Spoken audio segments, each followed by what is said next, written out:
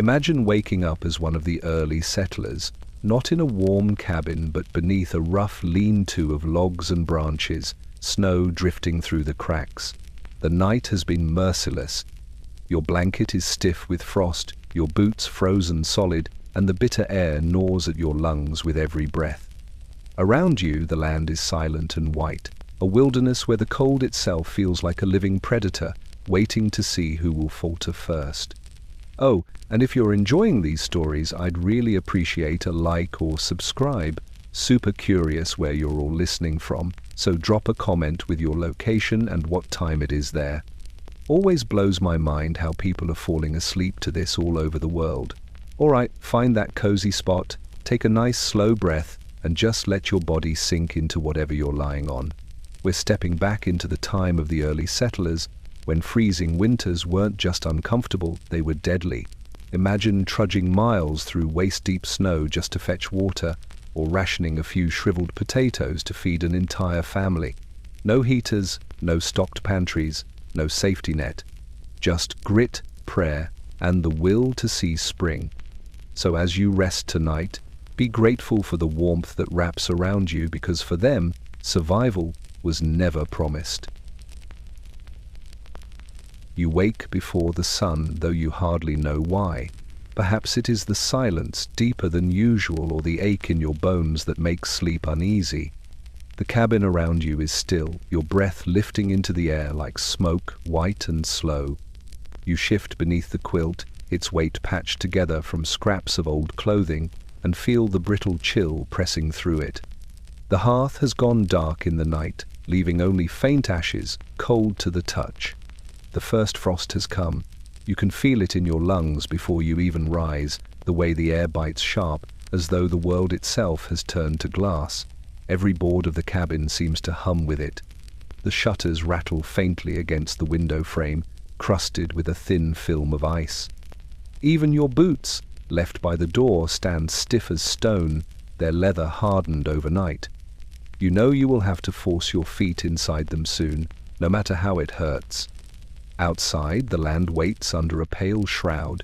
When you push the door open, the hinges complain with a dry squeal. The world beyond is silver. Every branch, every fence post, every stalk of grass wears a crown of frost, sparkling faintly in the half-light of morning. The fields stretch out in silence, their once rich earth locked tight beneath a white crust. You pull your coat tighter around you, though it does little against the wind that slides through every seam and stitch. You walk to the woodpile, each step crunching loud in the frozen soil. Already, you think of the months ahead. Frost is only the beginning, the whisper of what winter means. Soon will come the storms, the heavy snows, the long nights where fire must be fed like a hungry mouth that never tires. For now, you break a stick of wood in your hands, the sound sharp, echoing across the empty clearing. Even the animals are quiet. The chickens huddle in their coop, feathers puffed, eyes half shut. The cow breathes in low clouds, her hide quivering against the cold. Back inside, you kneel by the hearth. Your fingers are clumsy with chill, fumbling for kindling. The spark takes poorly, the wood damp with last night's dew that has now hardened into ice. You lean close, blowing, coaxing, until finally a thread of flame licks upward, trembling like a newborn. Slowly, warmth crawls into the room, though it lingers near the fire and leaves the corners of the cabin untouched. The children stir beneath their quilts, noses red, breaths rising in unison. Their eyes open wide to see the frost on the window, and they know, just as you do, what lies ahead. The first frost is a warning. It tells you to ration every crumb, to guard every ember, to count every log in the stack outside and wonder if it will last until spring. You feel it settle into your chest, not just the cold, but the weight of knowing. Life here is measured in firewood and faith, in the thin line between warmth and hunger, between sleep and silence. And so, with the first frost still clinging to the land, you begin the long season. Winter has come, and it will not be gentle. The morning begins with the groan of your own body, every muscle stiff, every joint reluctant, as though the frost has crept beneath your skin during the night. The fire inside the hearth is weak again, more glow than flame, and you know without thinking what must be done. No one survives a frontier winter without wood, and no one can rest until the stack outside grows high enough to promise tomorrow's warmth. You step into your boots, their leather cracking faintly as it bends, and wrap your coat close. The air outside meets you like a slap, sharp and dry, rushing into your lungs until they burn. The woodpile waits near the cabin wall, already smaller than you would like. You stare at it for a long moment, measuring in silence. Too few logs, too many nights left ahead. There is no time to hesitate. The axe leans where you left it yesterday, its handle rough with wear, the blade dulled from months of work but still willing. You lift it and feel the familiar pull in your shoulders. Wood is heavy, and so is the labor. Each swing must be true, for wasted strength is something you cannot spare. You drag a log onto the chopping block, its bark frosted white, the center stiff with ice. The first strike rings out like iron on stone, echoing across the still land. The rhythm comes slowly, breath rising in plumes with every swing. The wood resists at first, fibers twisting together like old rope. But the cold has made it brittle, and soon the blade bites deeper, splitting the log with a crack that echoes like thunder. The pieces fall to either side, and you bend to gather them, stacking them with care. Each one feels like more than wood, it is survival, measured in fragments of a tree. Around you the forest stands watch. Bare branches stretch against the pale sky, black lines on a sheet of silver. Somewhere in the distance you hear the groan of ice shifting on the creek. No birds call, no animals stir, only your own breath and the steady thud of the axe. Hours blur into one another. The pile grows, but never fast enough. Your hands ache, knuckles raw from the bite of the handle. The gloves you wear are thin, patched with bits of cloth, and the cold creeps in no matter how tightly you grip. Still you swing, because you must.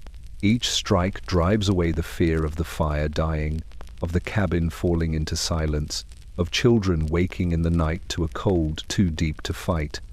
At last, you pause. The stack has grown, not yet high enough, but taller than before. You lean on the axe, breath heavy, body trembling from effort.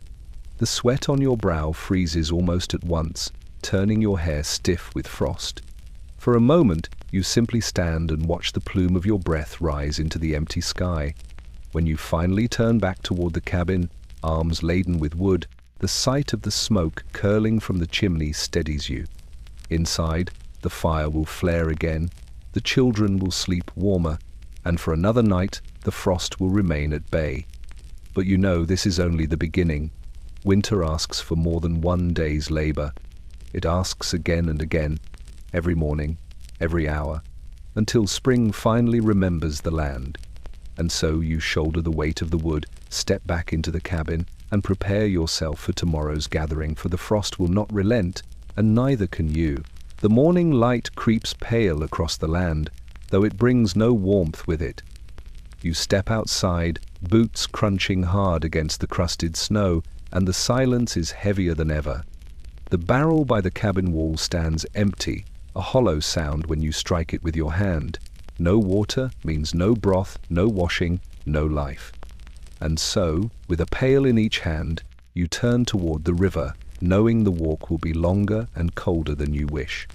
The path is narrow, marked only by your own prints from days before. The snow has swallowed them almost whole, leaving faint depressions where your feet once pressed. Each step breaks the crust with a muffled crack, and soon your breath comes hard, steam rising thick in the still air. The trees stand black and brittle around you, branches wade with ice, the sky above flat and grey. It feels as though the world has forgotten colour, leaving only white and shadow. At last, the sound of the river should be near, but nothing stirs. No trickle, no current, no song of water moving over stone. When you reach the bank, your heart sinks. The river lies locked beneath a solid sheet of ice, smooth and pale as glass. Frost crawls across its surface in patterns like feathers, stretching from shore to shore. You set the pails down and kneel at the edge, brushing away snow with your hand. The surface is unyielding, a wall between you and the life below. You fetch the iron bar you brought, its weight heavy, its metal biting cold against your gloves. Raising it high, you bring it down hard. The clang rings across the woods, echoing like a bell. The ice shudders, cracks spiderwebbing outward, but it does not give. Again you strike, and again, arms aching, breath ragged. Shards leap up, sharp and clear, until finally a dark hole opens, water gleaming beneath. Steam rises faintly as the river breathes through its wound, the current sluggish but alive. You lower the pail carefully, the rope stiff with frost. It splashes against the surface and fills slow, the sound louder than it should be in the stillness. Hauling it up, the weight pulls at your shoulders, and droplets freeze against the rim before you even set it down. The second pail follows, heavier still, water sloshing thick and dark. Each drop feels precious, each ounce a victory. Kneeling there, you let your hand hover above the hole. The water is so close, so needed, and yet it feels cruel how hard you must fight for it. You glance down the frozen stretch, the river bound in silence, and wonder how many days you will return here, how many more blows the ice will demand. The thought is heavy, but the work must be done. At last, you rise, muscles trembling, hands raw from the iron. You grip the handles, the weight of the pails swinging heavy at your sides. The walk home will be slower, each step a battle, but you know what waits. The hiss of water poured into the pot, the promise of broth, the relief in the children's eyes. Behind you, the hole in the ice begins to freeze over again, thin crystals already forming across its surface. By tomorrow it will be sealed, and the work will start anew. You walk back toward the cabin, breath steady in the brittle air, carrying not just water, but the fragile thread of survival itself. You wake to the sound of nothing, a silence so complete it almost hums in your ears. The fire in the hearth has died down to a faint glow, no more than an ember, and the cold has crept into every seam of the cabin. You draw the quilt tighter, though it does little, and in the dim light you see it, your own breath rising in front of you, pale and ghost-like, hanging in the air before fading into nothing. The children stir beside you, their small forms bundled under patched quilts, and from their lips, too, the white puffs rise and fall with every exhale. The cabin feels less like a shelter, and more like a hollow box caught inside the winter's grip. The boards of the walls groan softly as they contract in the frost, and above, the roof crackles with the weight of ice. Each sound reminds you that the cold is not outside, pressing in, it is already here with you, seeping into your lungs. You rise slowly, the quilt slipping from your shoulders, the bite of air hitting bare skin like knives. The floorboards are hard beneath your feet, frozen from the ground up. Every step you take leaves a faint squeak of frost, as if the cabin itself were glazed in ice. Your breath pours out in steady streams as you cross the room, and in the grey half-light it almost feels as though the air is alive, each ghost of breath twisting and curling toward the rafters. By the hearth you crouch low. The ash is pale, soft as dust, but hidden beneath it you find a faint glow, a single ember clinging stubbornly to life. You cup your hands around it and blow gently, your own breath visible even here. It curls over the ember, coaxing it, feeding it, until the faintest thread of red stirs. You add dry splinters, trembling fingers working quickly, and soon a thin flame licks upward, fragile but real. The children watch with wide eyes, breath misting from their lips, waiting to see if warmth will return. As the fire grows, the air shifts. It does not lose its bite, not yet, but the center of the cabin begins to stir with heat. Still, the breath hangs in the air, proof of the cold's stubborn hold. Every laugh, every sigh, every whisper becomes visible, rising into the cabin's dim rafters like smoke. You notice it even in your own voice, each word forming a white trail before it vanishes. You step to the frost-bitten window. Ice flowers bloom across the glass, patterns as delicate as lace, as merciless as chains. Beyond them the morning waits, pale and hard. But here inside, the rhythm of breathing fills the room, each exhale joining the others until it feels like the family is weaving threads of warmth together, even against the frozen silence. Morning breath in the cabin is a reminder you are alive, yes, but only just. Every inhale sharp, every exhale proof that the struggle goes on.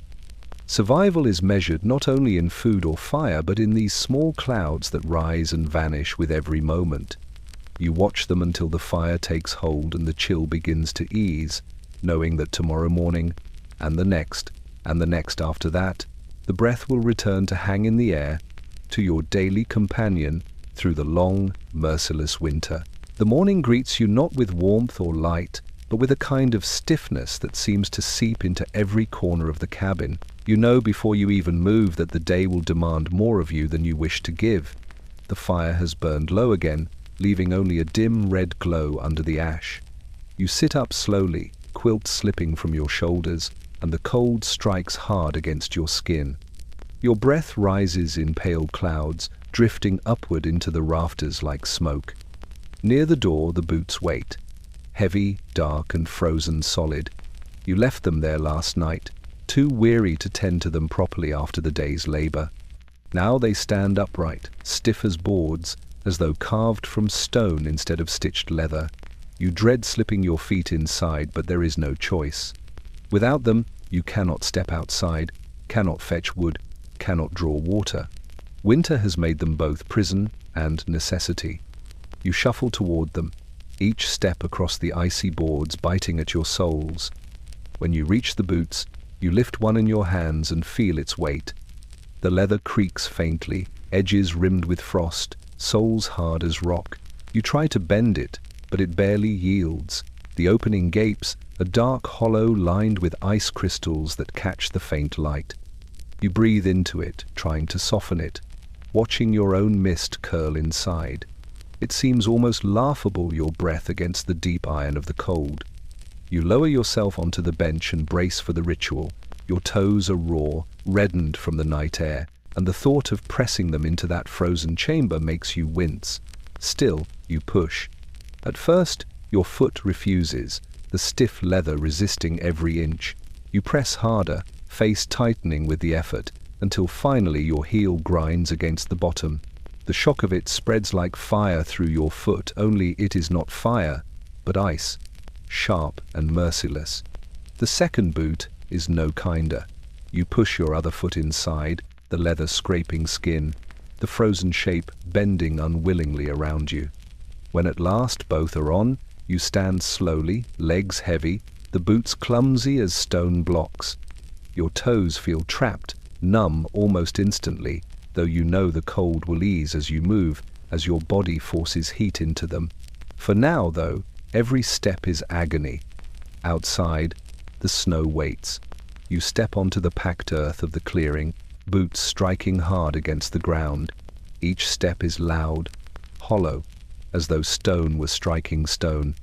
You trudge toward the woodpile, each movement slow, your feet dragging as if bound, yet you keep walking. The boots may be cruel, but they are the only shield between your flesh and the frozen world. Without them, the ground would claim your feet within minutes. You bend to lift the axe, the boots anchoring you in the snow. They are burdensome, unyielding, but as you swing the blade into the wood, you realize they are also the reason you can stand here at all. The cold gnaws at every part of you, but your feet, though aching, remain whole. The boots are stone, yes, but stone can endure where flesh cannot. And so, with each strike of the axe, each step through the frost, you accept their weight. They are heavy, they are cruel, but they are yours. In this winter, even stone is a blessing. The night has been long, and when you open your eyes, the first thing you hear is the faint creak of timber above. The roof groans as though it carries the sky itself, and in a way, it does. Snow presses down in heavy silence, layered thick through the hours, settling deeper with every gust of wind. You lie still, staring upward, the boards rough and uneven, patched with bark and pitch. Each seam feels fragile now, each nail too small to hold back the weight of winter. Your breath rises into the rafters, meeting the frost that has formed in tiny white blooms along the beams. The cabin is not sealed against the cold. You see where the snow has worked its way through, fine dust sifting between cracks, sprinkling lightly across the floor. The quilts are speckled with it, as though the night has been a storm inside as much as out. You brush it from your sleeve, the flakes melting against your warmth, and listen as the roof shifts again with a muted groan. You rise carefully, boots scraping against the floorboards. The air bites harder near the door, where a draft slips through unseen gaps, whispering its way across the room.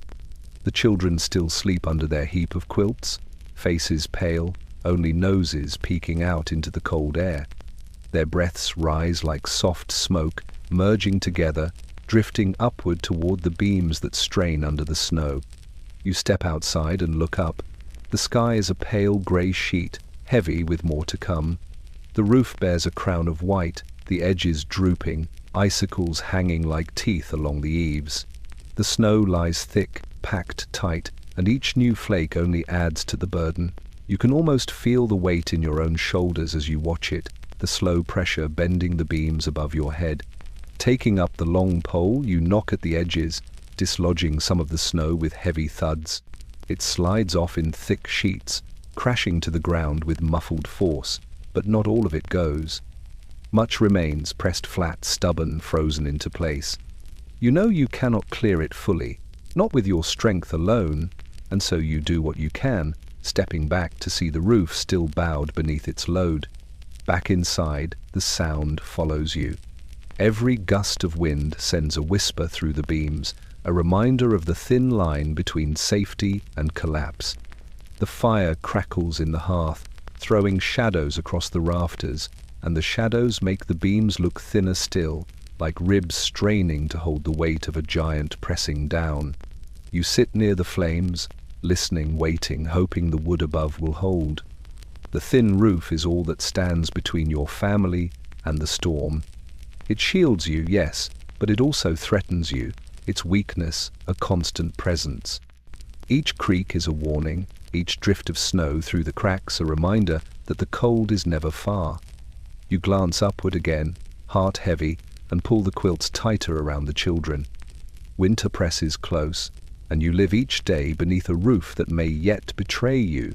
The day has been long, and by the time dusk settles over the clearing, your stomach is already hollow, echoing with the ache of hunger. The children sit near the hearth, quiet now, their energy drained from the cold and from the long hours of waiting.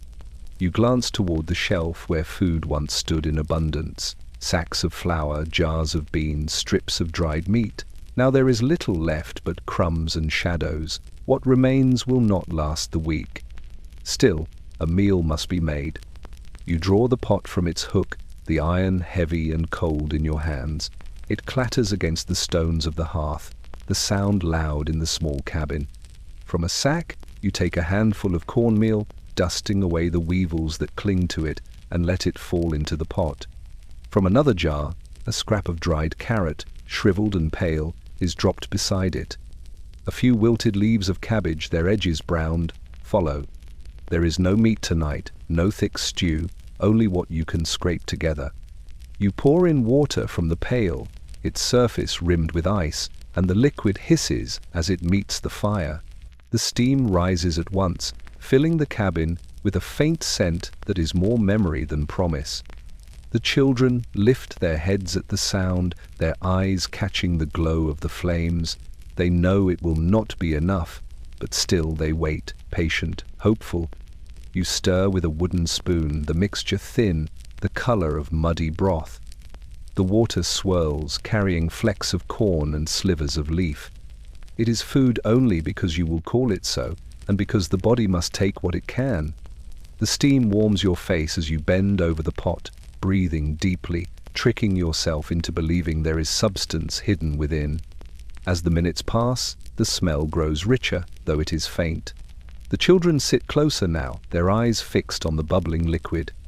One whispers to another, speaking of bread, of butter, of roasted meat. You listen and say nothing, knowing that memory is as close as they will come tonight.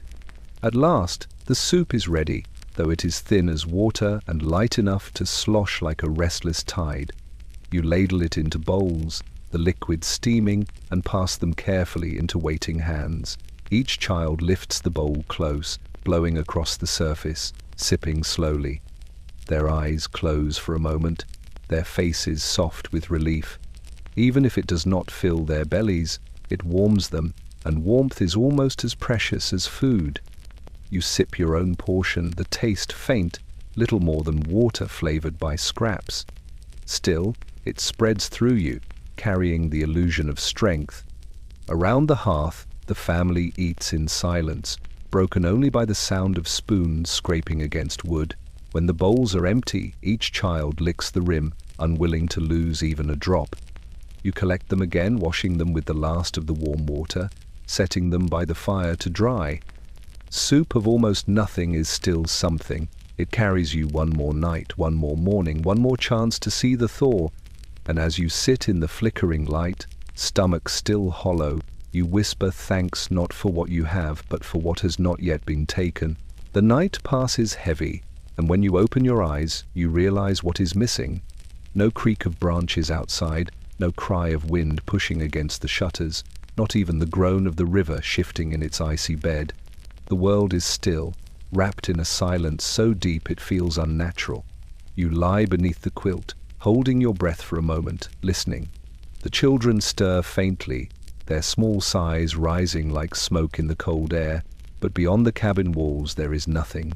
You rise and move to the window, frost crackling under your touch as you scrape a small circle clear with your thumb. The view is strange snow blanketing the land, smooth and untouched, not a single track or shadow across its surface. The trees stand rigid, their branches brittle with ice, unmoving against the sky. Even the smoke from the chimney rises straight and thin, as if unwilling to disturb the air. The silence is so complete you almost imagine you've gone deaf.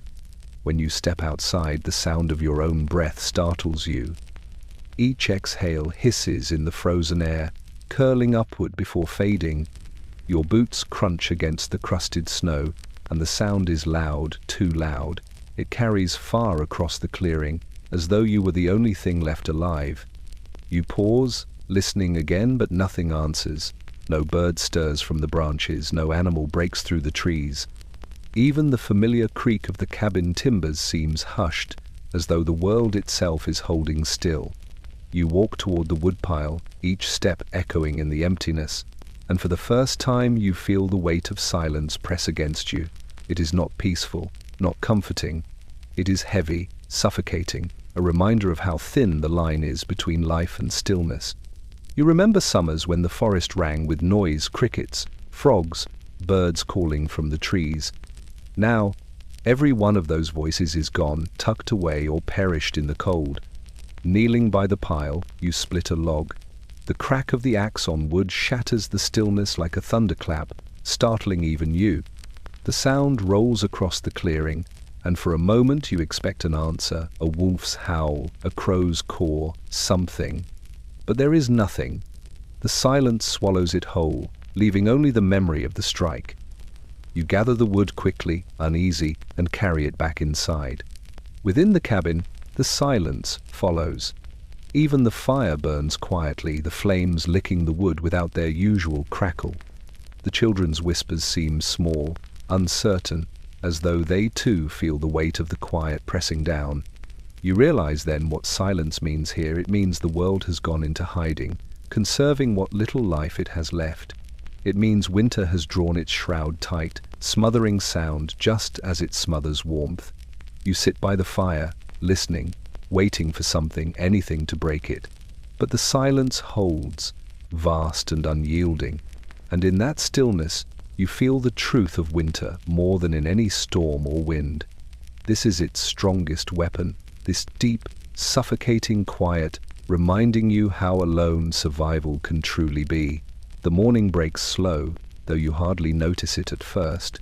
The light that seeps through the frost-covered window is grey and faint, not enough to warm the room or lift the weight from your chest. What you do notice is the huddle of small bodies beside the hearth, curled tight under their quilts.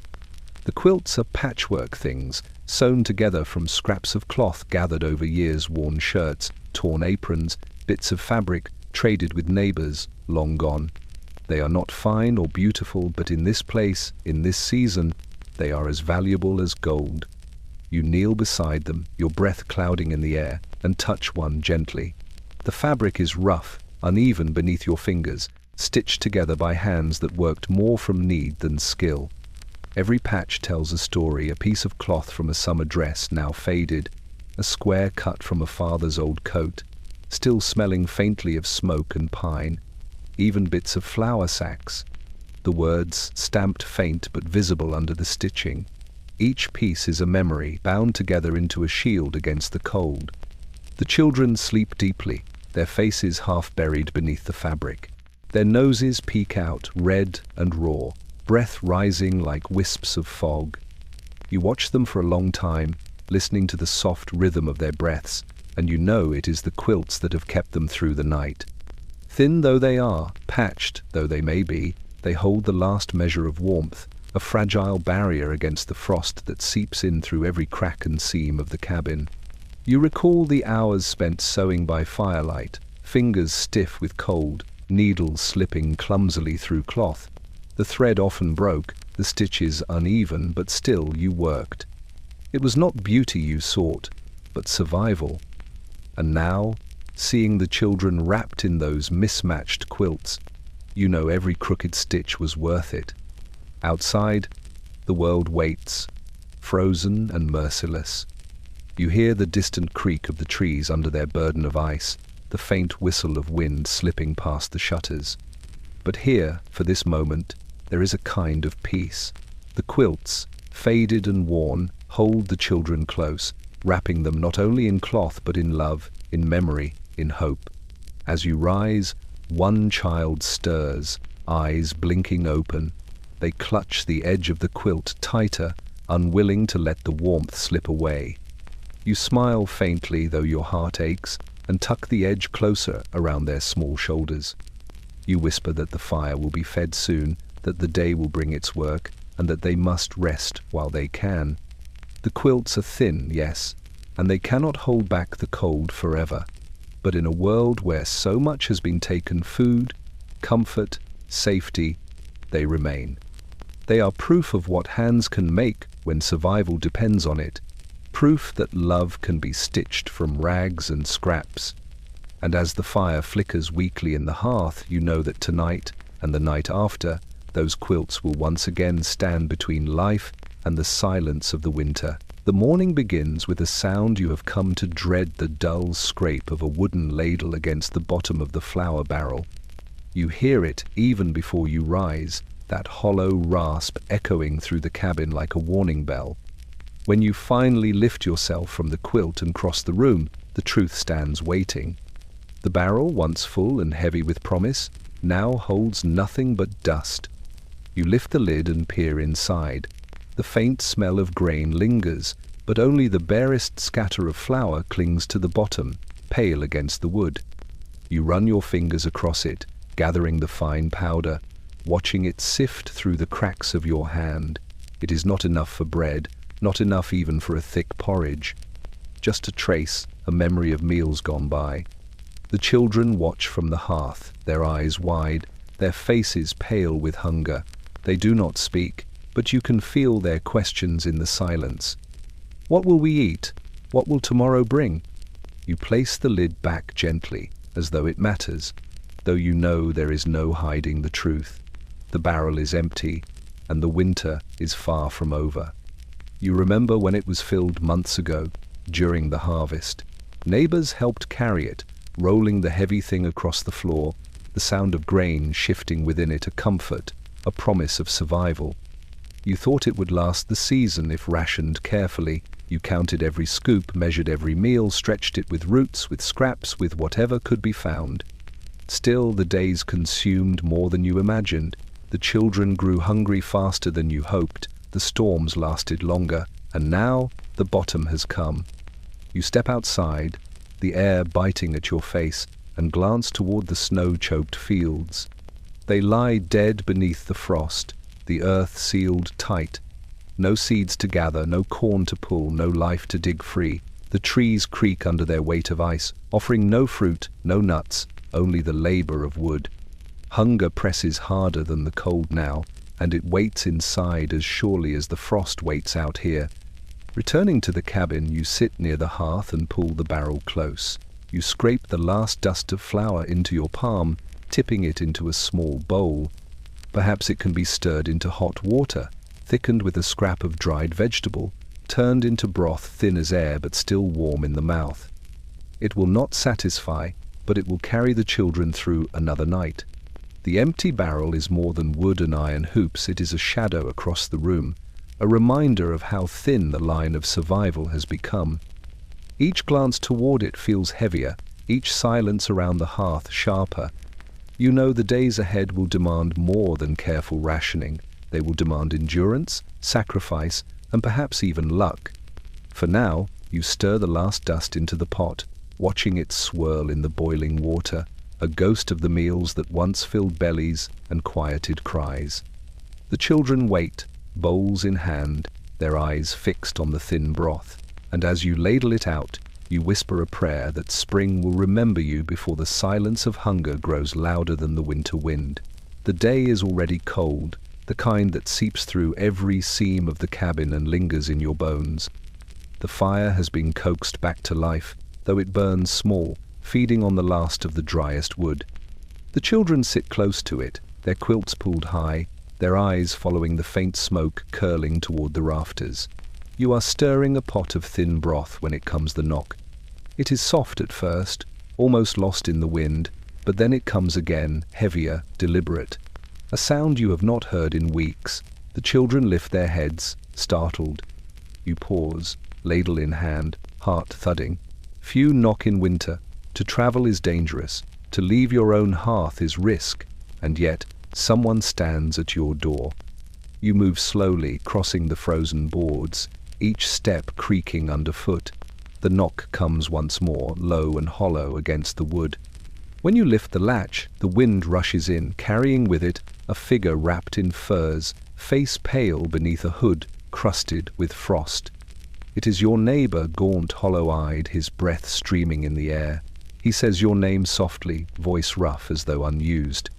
You step aside, and he enters, shoulders sagging, boots leaving trails of snow across the floor. The children watch him silently, their small faces reflecting both fear and curiosity. He lowers himself onto the bench near the fire, hands trembling as he extends them toward the flames. For a moment, no one speaks. The only sound is the fire's faint crackle and the whisper of his breathing. At last, he speaks of his cabin on the far ridge, of his own family thin with hunger, of barrels as empty as yours. His wife's cough has worsened, and the children are weak. He has come to ask not for charity, for there is little enough to give but to trade, to share, to survive together if such a thing can be done. His eyes flick toward your pot, toward the faint steam rising from the broth of scraps and flour dust. You see the hunger in them, the desperation. You glance at your own children. Their bowls wait beside them, nearly empty already. You know there is barely enough for the night. Yet the neighbor's knock is more than a request. It is the sound of community tested in the hardest season. Once, in warmer months, he lent you his ox to plow your stubborn ground. Once, he helped raise the very walls of this cabin. You remember those days as you watch him now, hands shaking near your fire. You ladle out a small portion of broth and place it in his hands. He nods once, words caught in his throat, and drinks slowly, as though each sip carries life itself. The children watch in silence, understanding without being told. The neighbor's knock reminds you of what winter cannot steal, the fragile bond between those who suffer side by side. Hunger may divide, yet it can also bind, for no one endures a frontier winter alone. As the wind howls outside, the fire burns a little brighter, and within the thin walls of the cabin, two families' hope flickers together against the vast silence of the cold. Night closes in fast, swallowing the cabin in a darkness thicker than ink. The fire has dwindled to embers, faint red glows breathing low in the hearth. You should sleep, but hunger gnaws, worry stirs, and the cold makes rest feel far away. The only light left is a single candle set upon the rough-hewn table, its flame trembling, its wax running low. You watch it burn, the wick bent and blackening, the wax pooled at the base. Each flicker throws long shadows across the walls, stretching them tall, as though the cabin holds more than it should. The children lie beneath their quilts, breathing softly, their faces half lit by the glow. The light touches their cheeks, their noses red with chill, and you feel a pang knowing how fragile the night is, how thin the boundary between comfort and darkness. The candle has burned for hours already, guiding your hands as you mended a torn seam in one quilt, as you stirred what little broth could be coaxed from scraps. Now it leans in its holder, the wax near spent. You know when it goes, the room will be left to the ember's faint sigh, and then to nothing at all. The dark in winter feels different. It is not only absence but presence, a heavy weight pressing in from every wall. You lean closer, watching the flames sway with the draught, sneaking through the doorframe. Its light catches the frost on the window, turning the icy flowers into glassy stars. For a moment, it is almost beautiful, but the beauty fades as quickly as it comes. The flame shrinks, stutters, as though weary from holding on so long. You remember when the candles were plenty, stacked carefully on the shelf at autumn's end. Their tallow was hard, their wicks neatly trimmed, a small abundance prepared for the long nights ahead. One by one they've burned away, used to light the children's lessons scratched into the dust, to guide your hand in mending tools, to hold back the shadows when storms howled outside, and now only this one remains. You consider snuffing it, saving what's left for a darker hour still, but you cannot bring yourself to. The children stir sometimes in the night, opening their eyes to see the soft flame and taking comfort that they are not swallowed by blackness. Even for you, its glow is more than light, it is company, it is courage. The wax slides lower, the flame guttering. You whisper a quiet prayer, though you know prayer cannot stretch tallow or keep a wick alive. Still, the words rise like smoke, mingling with the small flame. The children breathe in rhythm, quilts pulled to their chins, unaware of how close the dark waits to claim the room. At last, the flame flickers one final time, bending low as though bowing to the night. Then it dies, leaving only a thin thread of smoke that curls upward and vanishes into the beams. The cabin is silent again, heavy with dark, the embers faint as fireflies in the hearth. The candle's last hour has passed, and with it another measure of comfort. You sit in the blackness, listening to the children breathe, and know the night must be endured with nothing but memory of the flame. The morning does not wait for you. Even before the first hint of light brushes the frosted window, the work presses in chores that cannot be delayed, no matter the cold, no matter the pain. You pull yourself from beneath the quilt, fingers already stiff before touching anything. The air in the cabin gnaws at your skin, and you know what waits outside will be worse. Still, the animals must be tended, the wood carried, the water fetched. You step into your boots, their leather biting against your heels, and pull on your gloves. Though the cloth is thin and patched, they are hardly a shield. When you grasp the iron latch of the door, the cold surges through the fabric as though it were not there at all. Your breath puffs white as you push outside, the dawn brittle and grey, the world silent under its sheet of snow. The chores begin with the animals. You carry a bucket to the barn, its handle freezing against your palm, burning like fire.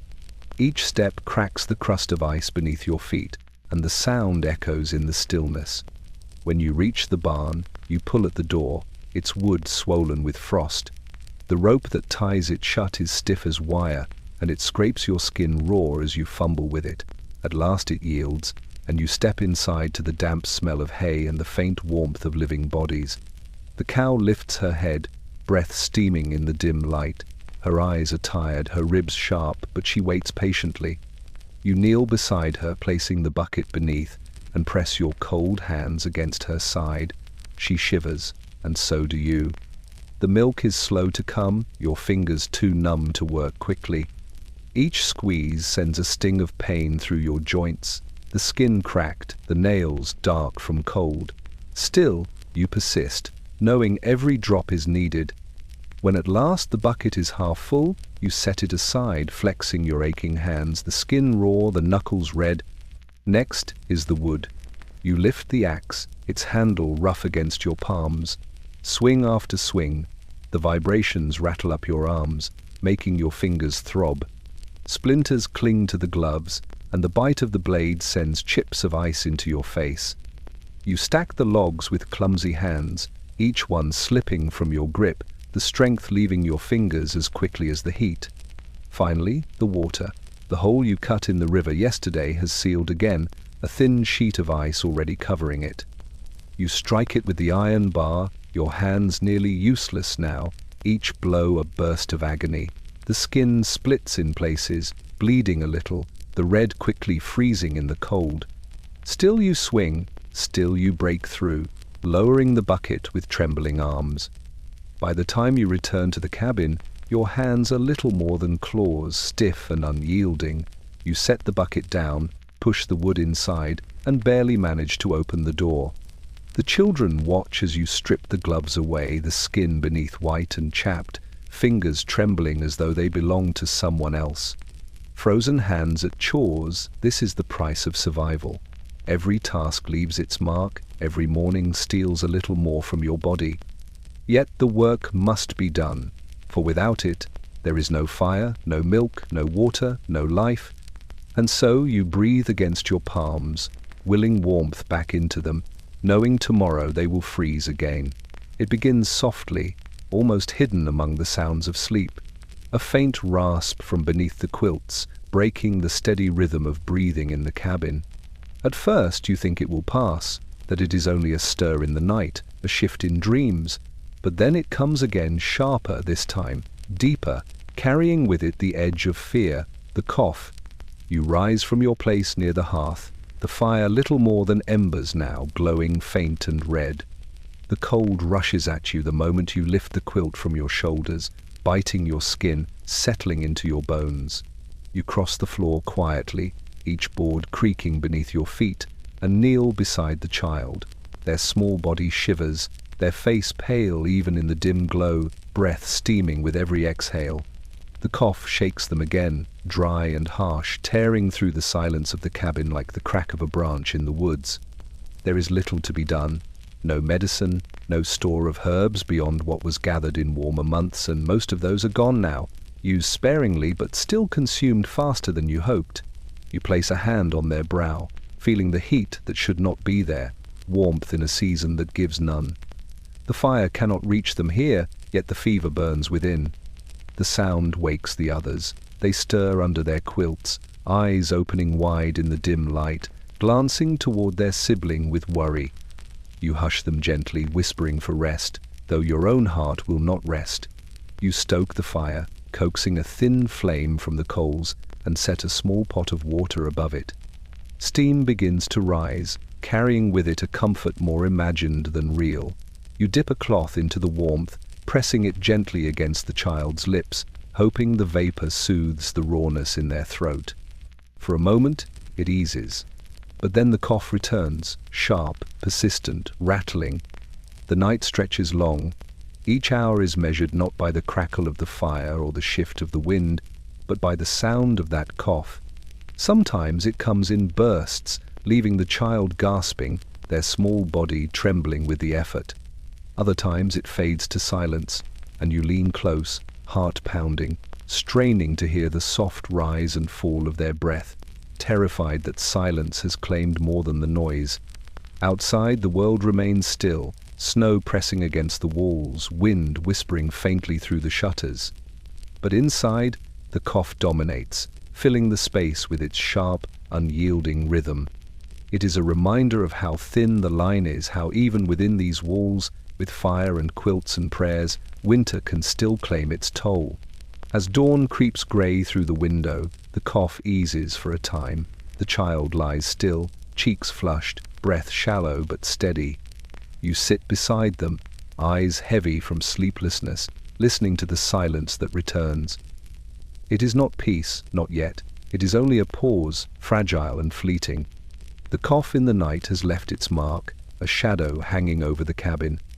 And you know, as the day begins, that winter's cruelty is not only in hunger or frost, it is in the sickness that lingers, waiting in every breath. The morning light filters into the cabin, but it does not come freely.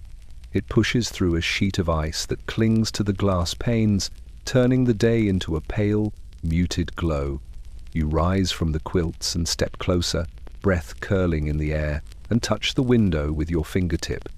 The frost patterns are thick, etched in swirls and feathers, as though some invisible hand spent the night carving delicate shapes into the glass. You press your finger harder, leaving a faint circle, and through it you glimpse the world outside. Snow drifts high against the cabin wall, the trees bowed under their burden, their branches glinting like iron spears in the Sunday. But even that sight is dulled, blurred by the ice that holds fast to the glass. The window is not a view but a barrier, a reminder that winter sits close, pressing its face against your home, refusing to leave. The children stir behind you, their voices hushed as they notice the pale shapes on the window. They gather near, small hands reaching to trace the frost, laughing faintly at the patterns, as though they were drawings left for them in the night. Their breath fogs the glass, momentarily clouding the ice, but the frost does not yield. It clings stubbornly, thicker at the edges, creeping inward, as if trying to seal the cabin completely. You step back and see how the ice catches the light of the fire, scattering it across the room in faint glimmers. For a moment, it is beautiful, a reminder of how even hardship can hold a kind of fragile grace. Yet beauty does not warm the room, and you know the truth. The frost on the window is the same cold that seeps through the cracks in the walls, the same hunger that lingers in the pantry, the same silence that lies heavy outside. You think of the glass itself, how hard it was to come by, how rare it remains in this wilderness. Once, it was a blessing, a clear view of the land, a shield against the wind. Now it stands covered, dulled, imprisoned by ice. Each winter morning turns it from a gift into a warning. You cannot look out without being reminded of what presses in. As you tend the fire, you glance again toward the frosted pane. The patterns shift as the sun rises higher, the ice glittering with faint colors, blues and silvers, as if mocking you with its beauty. You know the warmth of the hearth will melt some of it away, but only a little. The frost will return tonight, stronger, sharper, building layer upon layer until the cabin feels buried in glass and snow. The children return to their quilts, whispering about the shapes they saw in the ice wings, trees, stars. You let them cling to the wonder of it, though in your own heart you feel only the weight. The ice on the window is winter's hand pressed firmly against the glass, a cold reminder that it has you surrounded, and that spring remains far away. The night is long, and when sleep finally comes, it does not bring rest, it brings hunger. You lie beneath the quilt, body curled against the cold, but the emptiness in your stomach twists and churns, shaping visions that are cruel in their sweetness. The children stir beside you, their small bodies restless, and you know they dream the same dreams. In the silence of the cabin, the first sound is a whisper, a child murmuring of bread. Their voice is soft, almost broken, as if afraid the dream will vanish if spoken too loud. Another shifts under the quilt, lips moving with words of butter, of honey, of pies once baked in the warmth of autumn. You hear them and close your eyes tighter, for the images come easily. Golden crusts, steaming loaves, roasted meat set on a heavy table. They come so vivid you almost smell them. But the air holds no such scent. It carries only the smoke of the fading fire and the faint must of damp wood. You turn over, clutching the quilt closer, trying to banish the visions. Yet hunger does not leave. It paints pictures in your mind, the crunch of apples fresh from the harvest, the sweetness of berries that once stained your hands in summer, the thick taste of stew heavy with root and meat. Your mouth waters, though you know there is nothing to sate it. The children begin to murmur more, their voices drifting together in the dark. One laughs faintly in sleep, speaking of cakes, of cream, of sugar spread thick. Another whimpers, naming food not in joy but in desperation. Their small hands clutch the quilt as if holding bread that isn't there. It breaks your heart to hear it, for dreams are kinder than reality, and waking will be cruel. You rise quietly, stepping to the hearth, coaxing the embers into a faint glow. The red light spills across the room, painting the walls in shadows. You glance toward the shelf, toward the empty barrel, the jars long since scraped clean. There is nothing to offer when they wake, only water warmed thin, only broth stretched too far. And so you sit by the fire, listening as their dreams unfold, powerless to stop them. Hunger dreams are strange things. They comfort and torment in the same breath. They give the children food they cannot have, filling their sleep with sweetness, while at the same time reminding them of what has been lost. You wonder if their bellies ache less while dreaming, if their bodies find relief in the imagined taste of bread. Perhaps it is mercy, in its own way. Or perhaps it is cruelty, to give them plenty in sleep and emptiness in waking. The night drags on, the whispers fading into soft breaths again. The cabin settles into stillness, broken only by the crack of ice shifting on the roof. You sit by the fire, eyes heavy, stomach hollow, and think of spring. You think of fields green again, of baskets filled, of tables set with food that does not vanish when morning comes. For now, though, there is only the hunger, and the dreams it shapes, fragile, fleeting, cruel, and kind all at once. The night has a weight to it, pressing against the cabin walls, wrapping everything in a silence that feels older than the trees outside. You lie awake on the hard boards, quilts pulled to your chin, listening to the crackle of the fire as it burns low. The air is brittle, sharp enough to sting your lungs with every breath. For a time, all you hear is the steady rhythm of your own breathing, and then it comes the howl. It begins faint, distant, carried on the wind like a shiver, a long, mournful sound, rising and falling, cutting through the silence with its eerie voice.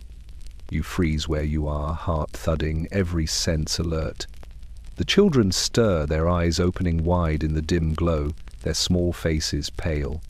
They whisper questions, their voices hushed, as though afraid the wolves might hear them through the cracks in the logs. The howl comes again, closer this time, echoing across the frozen fields. Then another answers, far off but distinct, the two voices weaving together in the stillness. You know what it means. Hunger is not yours alone. Out there, beyond the line of trees, the wolves prowl the drifts, lean and restless, their bellies as empty as your own. The snow drives prey into hiding, and so they come nearer to the cabins, nearer to the smoke and the faint promise of life. You rise slowly, moving to the window, scraping away a patch of frost with your sleeve. The world beyond is silver, the moon sharp above the snow, shadows stretched long from the trees.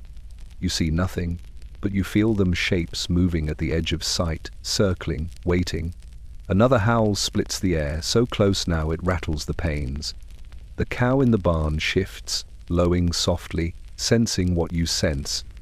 You fetch the rifle from its place above the door, hands trembling not only from cold. The children watch silently, their wide eyes reflecting the firelight. You whisper for them to stay still, to stay quiet, though they already know. The wolves have always been part of winter's threat, their voices carried across the land as long as anyone remembers. For a while the howls rise and fall, circling the cabin, weaving a chorus that makes the hair on your arms stand stiff.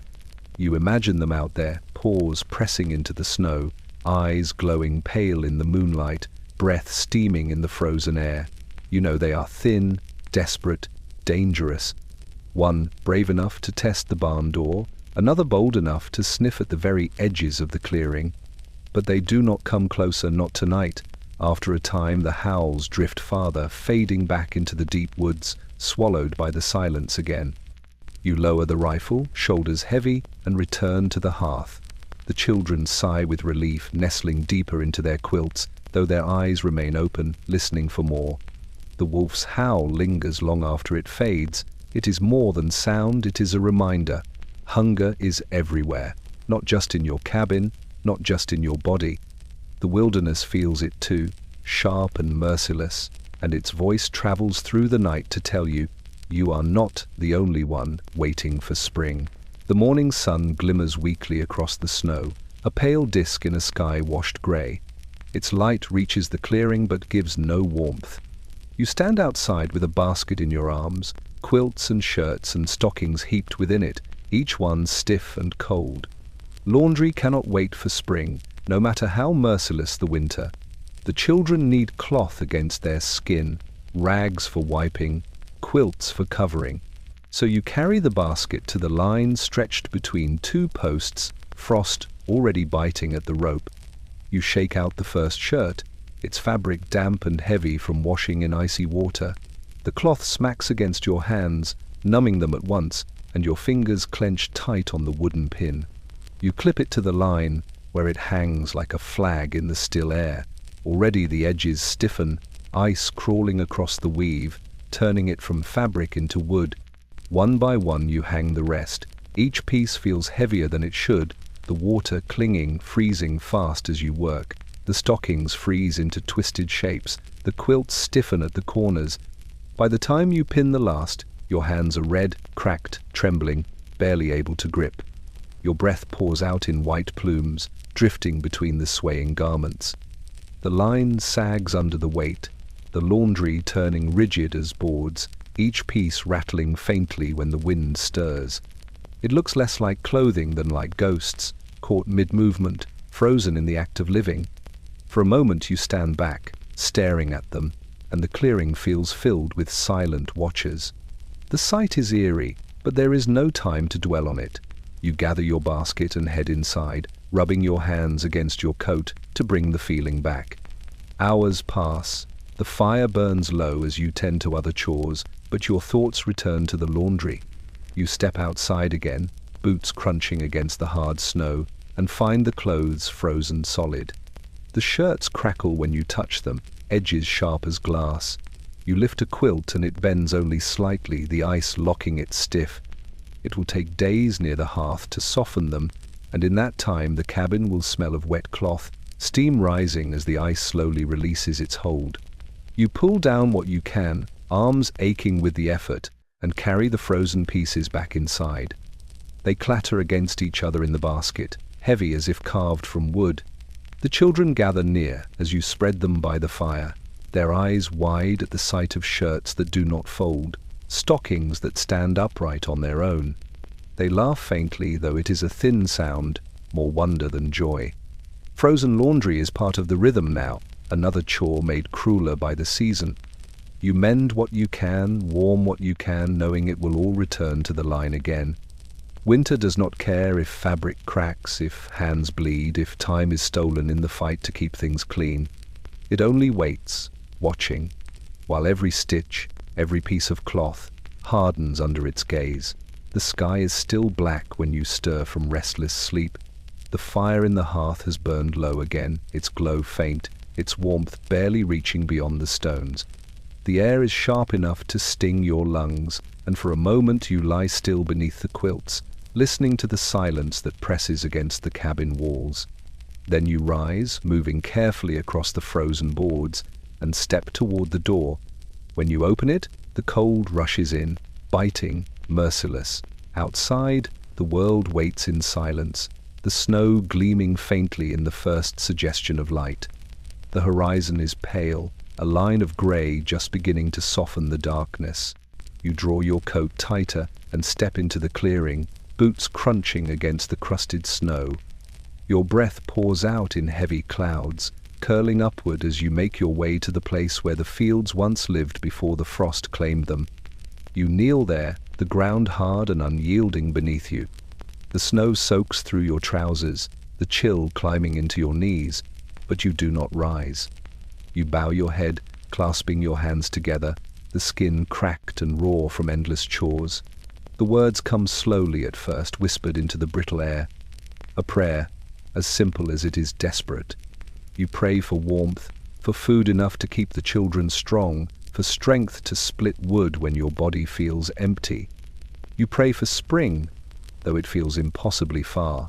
Your voice wavers as you speak, the cold stealing sound from your lips, but still you press on. For prayer is not only hope, it is ritual, a way to remind yourself that you are not yet defeated. Behind you, the cabin smokes faintly, the chimney breathing against the grey sky. You imagine the children still curled under their quilts, their faces soft in sleep, unaware of the words you speak here at the edge of the field. You pray for them most of all that their small bodies will endure, that their dreams will outlast hunger, that they will see the thaw when it finally comes. The dawn strengthens slowly, the first sliver of sun cresting the horizon. Its light falls across the snow, turning it pale gold, though the warmth does not reach you. You raise your eyes to it, squinting against the brightness, and let the silence fill the spaces between your words. In that silence, you almost hear an answer, not in voice, not in promise, but in the stillness itself, as though survival is the only blessing offered. At last, you rise, knees stiff, hands trembling from the cold. You brush the frost from your coat and turn back toward the cabin. The day's labor waits wood to split, water to draw, mouths to feed with what little remains. The prayer lingers, carried with each step, tucked into your chest like an ember. The prayer at dawn does not bring food or fire. It does not ease the hunger or melt the snow, but it gives you something to hold on to, something unseen yet steady. And as the sun climbs higher, its light stretching across the barren land, you walk back to the cabin knowing you will rise again tomorrow, kneel again, whisper again, until spring finally answers. You wake to a silence so heavy it feels unnatural, as though the world outside has been smothered. The fire is nearly gone, only faint coals glowing in the hearth, and the cabin is colder than it has ever been. Your breath curls into the air, pale and slow. The children are still bundled in their quilts, their faces tucked away from the bite of the air. For a moment you wonder if the storm has finally passed, if perhaps dawn has brought a reprieve. But when you move to the door, you know the truth. The latch resists when you lift it, the wood swollen and stubborn. You lean your shoulder against the door and push. It does not yield. You push harder, the boards groaning, but only a crack opens, letting in a sliver of white light and the sharpest cold you have ever felt. You see it then, the snowdrift. It rises high against the door, pressed tight, a wall of winter sealing you inside. You step back, heart pounding, staring at the pale glow creeping through the crack. The children stir, their voices muffled with questions. You hush them, though your own fear rises quick. The cabin is trapped, locked by the storm's hand. You fetch the iron bar, gripping it with numb fingers, and wedge it against the door. With all your weight you press forward, inch by inch, until the gap widens. Snow spills inside in a fine powder, scattering across the floor, clinging to your boots. You push again, harder, and at last the drift gives way slightly, groaning as it slides. The opening widens enough for you to breathe the outside air, sharp and stinging, but still the wall of snow looms, high as the roof, unbroken, across the clearing. The sight steals your breath. The cabin sits buried, cut off, the world beyond hidden beneath a white prison. To leave means digging, hours of it, your body straining against a weight that does not end. You glance at the woodpile, nearly gone, at the empty barrel in the corner, and you feel the walls closing tighter. Still, you cannot stop. You dig with your hands, scooping snow into a basket, hauling it away one load at a time. Your fingers ache, burning, then numbing, the cold biting through your gloves. Each load makes only the smallest difference, the drift collapsing inward, spilling more into the cabin. The work is endless, yet you must do it. For without a way out, the fire will die, the water will run out, and silence will settle forever. The children watch you from the hearth, their eyes wide, quilts pulled tight. One asks softly if the snow will crush the cabin. You do not answer. You only dig, your breath ragged, your body trembling. At last, after hours of labor, the doorway clears enough for you to step outside. The drift still looms, taller than you, stretching across the fields, but the cabin breathes again. You lean against the doorframe, chest heaving, and look at the endless white. The snowdrift at the door is not just a barrier, it is winter's message. It reminds you that each day is not truly lived, but one, carved out against the weight of the storm. And tomorrow, when you wake, the snow may rise again. The morning brings little light, only a dim glow pressing through the frost-covered window. You know the woodpile grows smaller each day, and so you take up the axe and step into the cold. The snow lies deep, the drifts reshaping the land until nothing looks familiar. You follow the path you have walked 100 times toward the stand of trees, toward the fallen logs you marked before the storm. At first, your boots find the way easily. The packed trail crunches beneath you, the familiar line pressed into the earth from so many journeys before. But as you pass the edge of the clearing, the snow lies untouched, smooth as glass, erasing every sign of your footsteps from yesterday. The trees loom silent, their branches heavy with frost, their shapes strange in the shifting light. You press on, certain you know the way. The wind stirs, and with it the world shifts. Snow rises in fine sheets, swirling, filling the air with white. The path fades, the clearing behind you vanishes, and suddenly there is nothing, no mark, no line, no sign of where you came from. The silence presses harder, broken only by the sound of your own breath, sharp and quick. You stop, gripping the axe handle tight, and turn slowly in place.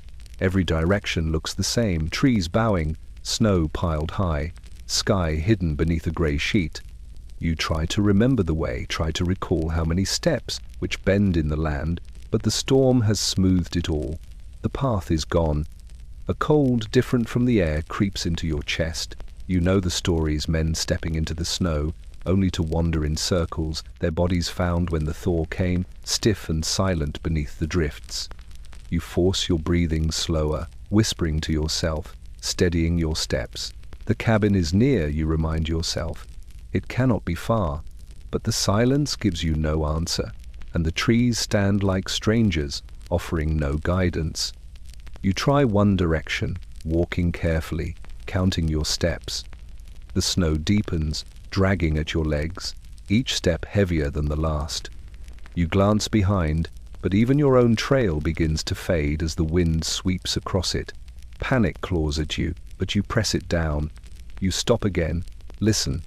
In the stillness, faint and far, you hear it, the soft cry of the cow in the barn, carried through the frozen air. Relief floods you, weak but real. You turn toward the sound, clinging to it as though it were a rope. Slowly, step by step, you make your way back.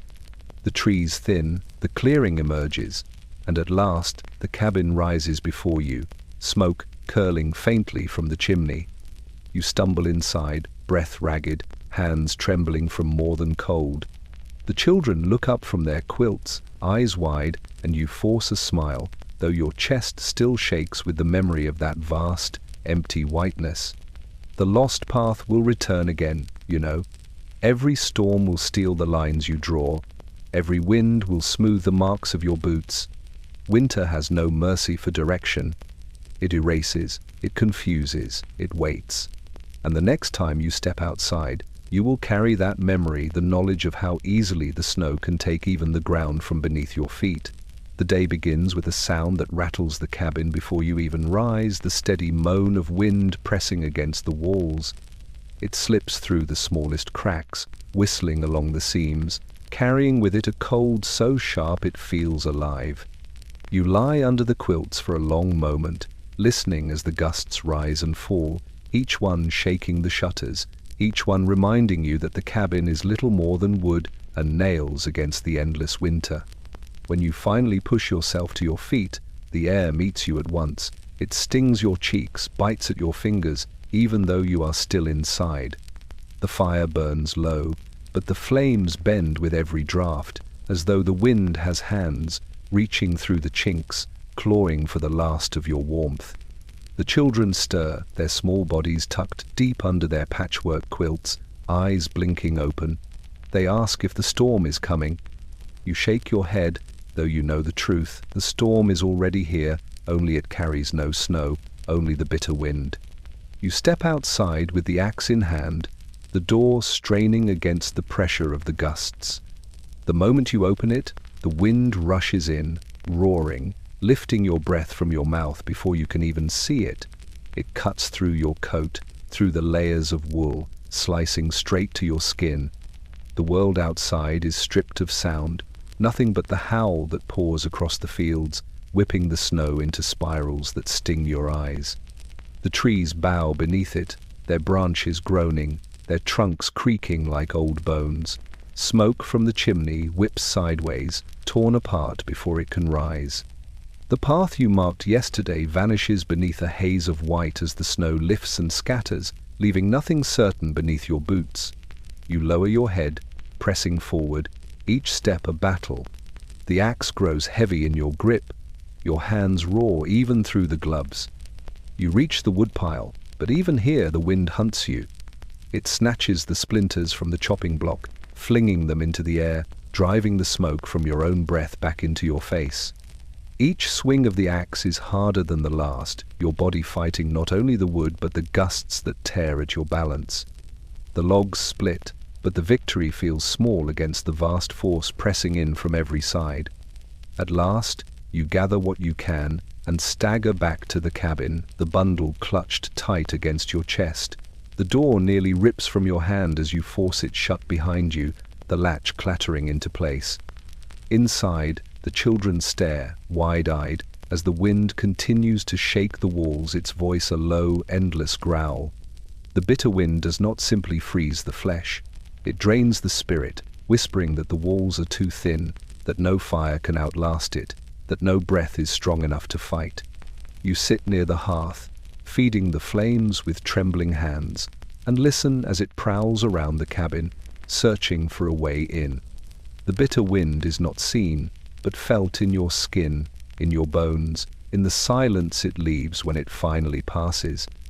And until then, you endure, holding close the fire, the quilts, the children's warmth, while the world outside howls its warning through every crack in the walls.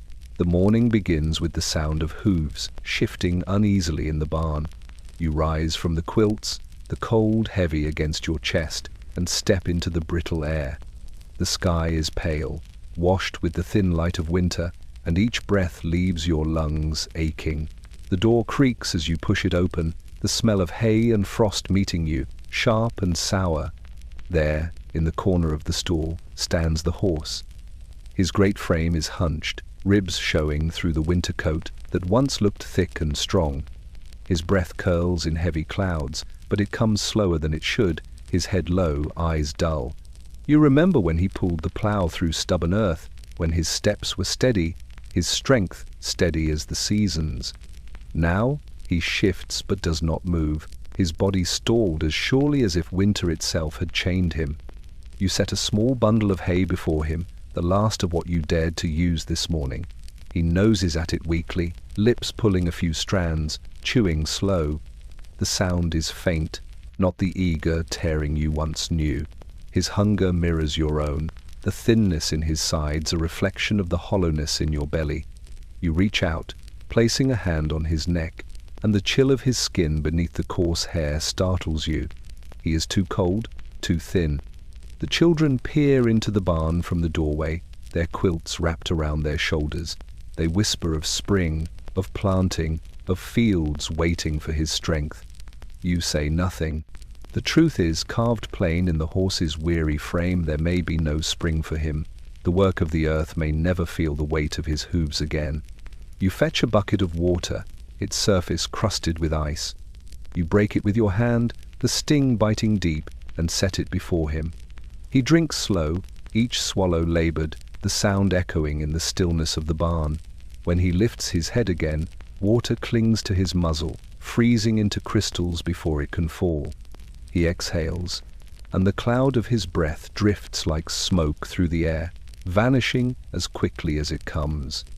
Memories rise unbidden, the spring fields turning dark and rich beneath his weight, the rows of corn lifting tall under the summer sun, the wagon creaking heavy with harvest, all of it tied to his strength, all of it rooted in the steady beat of his hooves. Now, he cannot even lift a full mouthful of hay without faltering. Winter does not only starve the family, it starves the very beasts that carried them this far. You stroke his mane, your cracked fingers catching in the tangles, and whisper to him though he cannot answer. You promise more hay, more warmth, though you are not sure either will come. The children watch in silence, their eyes heavy with the same thought you carry. The stalled plough horse is more than one animal's struggle. He is a measure of the winter's cruelty, a living reminder that strength, no matter how great, can be worn down to nothing. And as you close the barn door against the wind, you know his fight is the same as yours, enduring one more day, hoping the thaw arrives before the body gives out. The cabin is quiet, save for the hiss of the fire as it clings to its last pieces of wood. You rise slowly, body heavy with hunger, and your eyes wander to the corner where the pantry waits. The small wooden door looms darker than the rest of the cabin, its seams black in the dim light. It is nothing more than shelves built into the wall, yet it feels larger than the cabin itself, a place that holds both fear and faint hope. You hesitate before opening it, for you already know what you will find. Still, the ritual repeats each day. Your hand grips the latch, the iron cold, biting your fingers through the thin glove. The door creaks as it swings open, and the smell of wood and dust greets you. Inside, the shelves are nearly bare. Where once jars lined the boards, heavy with beans and corn, only a few remain empty glass, their lids clattering softly when the wind shakes the cabin. The sacks that once sagged with flour and meal lie collapsed, their fabric wrinkled, folded in on themselves. Only crumbs cling in the seams, pale dust that leaves faint marks when you brush your fingers through it. A single jar sits in the back, its contents darkened, a remnant of berries long shriveled into paste. Even the children will not ask for it now. The shadow of the pantry stretches across the room, cast by the firelight. It feels like a weight, like another presence crouched in the corner, reminding you with every glance that the end draws closer. You can avoid looking at it for hours, but in the stillness of morning or the hunger of night, your eyes drift there, caught by the emptiness. The children notice too. Their voices are quieter when you open the door, their eyes following every movement, waiting to see if perhaps something was overlooked. Sometimes they ask in whispers if more will appear, if perhaps a jar of honey was hidden behind the sacks, or a bundle of dried apples forgotten at the back. You search again, hands moving along the boards, though you already know. The pantry does not lie, and it does not give what it no longer has. You close the door softly, but the shadow lingers. It stretches long across the floorboards, reaching toward the hearth, reminding you with every flicker of the fire that survival is a matter of days, not weeks. You think of the harvest months, when neighbors carried baskets into one another's cabins, when laughter filled the fields, when the pantry was so full you believed it would last forever. Now that memory feels distant, as though it belonged to another life. The pantry's shadow is not only darkness, it is the measure of the season, a silent ledger of what winter has claimed. Every glance at it forces the truth upon you. Each meal is thinner than the last, each portion stretched further, each hope smaller. As you sit again by the hearth, the shadow follows, and you understand. Winter lives not only in the frost, not only in the storms, but in that hollow corner of the cabin where emptiness waits behind a wooden door. The morning air is sharp, so cold it stings with every breath you draw. The bucket in your hand feels heavier than it should, its iron handle burning your skin through the thin glove. You walk the familiar path toward the creek, boots crunching over the snow, the trees on either side silent, their branches locked in ice. Each step echoes in the stillness, as though the world has narrowed to you alone. When you reach the creek, you stop short. Where water once ran quick and lively, tumbling over stones with a sound that carried through the woods, now there is only silence. The bed is frozen, solid white and grey, the surface smooth and hard as iron. A line of frost stretches along its banks, and the reeds that once bent toward the current stand, stiff, brittle, caught in ice. You kneel, setting the bucket down, and scrape at the surface with your gloved hand. The ice is thick, unyielding, your touch leaving only a faint smudge.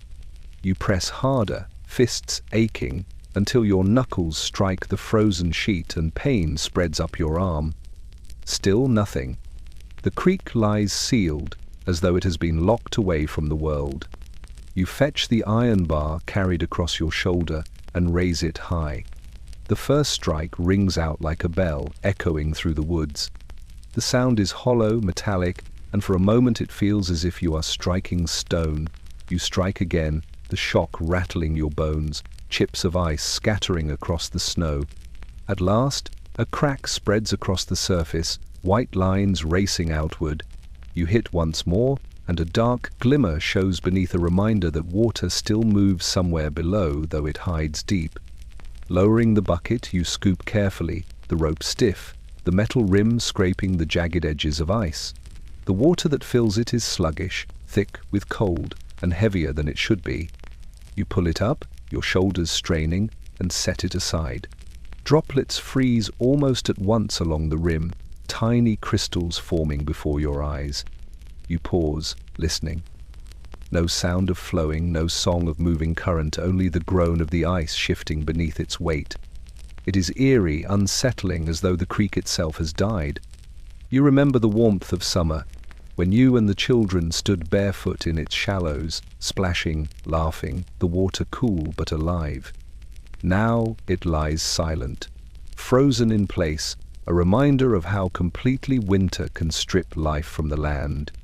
You haul the bucket back along the path, arms trembling, the weight swinging heavy against your side. Behind you, the hole already begins to close, thin crystals forming over the water's surface. By tomorrow it will be sealed again, and the labor will repeat. When you step back into the cabin, the children rush to you, eyes fixed on the bucket. You pour the water into the pot, steam rising faintly as it meets the fire. For now, it is enough. But you know the creek is not truly yours anymore. It belongs to the frost, to the silence, to the long hand of winter that closes tighter each day. The frozen creek bed is only a glimpse of what waits if the thaw delays too long. The barn is colder than usual when you push open the door, the smell of hay and frost mingling in the air. Your breath rises in thick plumes as you step inside, boots crunching against the straw frozen stiff on the floor. The cow stands near the corner, her sides heaving, her eyes wide and weary. She shifts her weight uneasily, the sound of her hooves dull against the ground. You know before you reach her what waits. There in the straw lies the calf, small and still, its body already touched by the chill of the barn. The steam of life does not rise from its nostrils. Its legs are folded awkwardly beneath it, its head resting against the hay as though in sleep. But there is no breath, no movement, no spark. The cow moans low, a sound of grief that seems to tremble through the rafters. You kneel beside the calf, your hand brushing against its hide. The skin is cold, the stiffness beginning to set in. You close your eyes for a moment, pressing your palm against its small side, willing warmth into it, though you know it is too late. The cow nudges at the body with her nose, her breath clouding in the air, as if urging her young to rise. But the calf does not move. The children stand in the doorway, their quilts wrapped around their shoulders, their faces pale in the dim light. They whisper, asking if it will stand, if it will grow strong come spring. You do not answer at first. Words feel heavy in your throat. At last, you tell them softly that the calf has gone, that sometimes winter claims life before it even begins. Their eyes lower, and they draw the quilts tighter, as though bracing themselves against more than the cold. You fetch a blanket, wrapping the small body with care, lifting it gently though it weighs little. The motion is slow, reverent, as though carrying not just the calf but the hope it once held. For this calf was meant to be the promise of milk to come, of strength for the herd, of food enough for another season. Now that promise lies broken in your arms. Outside, the wind cuts sharp, the snow crunching beneath your boots as you carry the bundle to the edge of the field. The earth is too hard to dig, frozen solid, So you build a small mound of snow and lay the calf upon it, covering it with more until only the shape remains, a white mound against the pale horizon. You stand for a moment, silent, your breath rising into the grey sky. When you return to the barn, the cow still moans softly, her eyes fixed on the empty place where her young once lay. You stroke her neck, whispering comfort, though you know her sorrow runs deep. The children step forward, offering her a handful of hay, and she eats slowly, her body trembling. The stillborn calf is more than loss, it is a reminder. Winter does not only take what is weak or worn, it reaches forward, stealing the future before it has a chance to draw breath. And as you close the barn door behind you, you carry that truth back into the cabin, where silence and hunger already wait. The storm begins before nightfall, creeping across the horizon with a voice that grows louder by the hour. By the time the last light fades, the wind has become a howl, rattling the shutters, pressing hard against the cabin walls. Snow drives sideways, flung like sand, striking the glass and boards with sharp ticks. You sit near the hearth, the children huddled close under their quilts, listening as the blizzard finds its full voice. The night stretches long, filled with sound and fury. The roof groans beneath the weight, and each gust makes the logs shudder as though the cabin itself were alive, bracing against the force. You feed the fire, watching the flames fight to stay steady while smoke twists back down the chimney, pulled by the storm's grasp.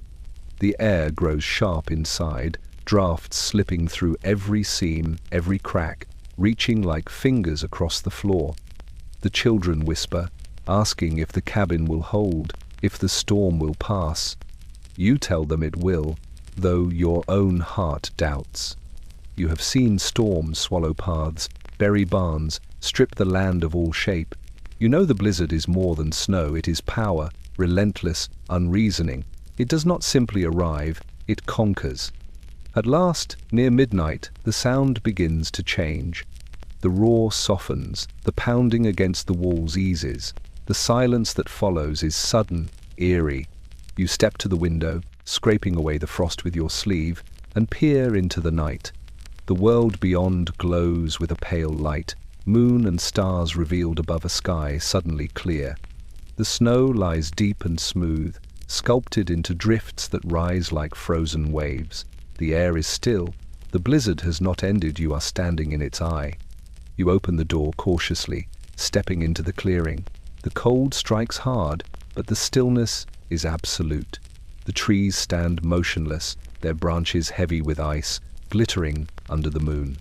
The silence is so complete that your own breath sounds loud, each exhale curling upward into the starlight. For a moment, the world feels almost gentle, as though winter has paused to catch its breath. You walk a few steps into the drift, your boots sinking deep, and turn slowly in place. The cabin glows faintly behind you, smoke rising straight for the first time in hours. The air is crisp, clear, sharp, and for the first time in days you can see the horizon. Yet you know this peace is fragile. The blizzard's eye is not mercy, it is warning. On its far side waits the storm's return, heavier still, pressing from the other direction. You linger only a moment longer, letting the silence settle into you, memorizing the stillness, the stars, the pale light. Then you return to the cabin, closing the door tight, stoking the fire higher. The children stir as you settle back near the hearth, their eyes opening faintly.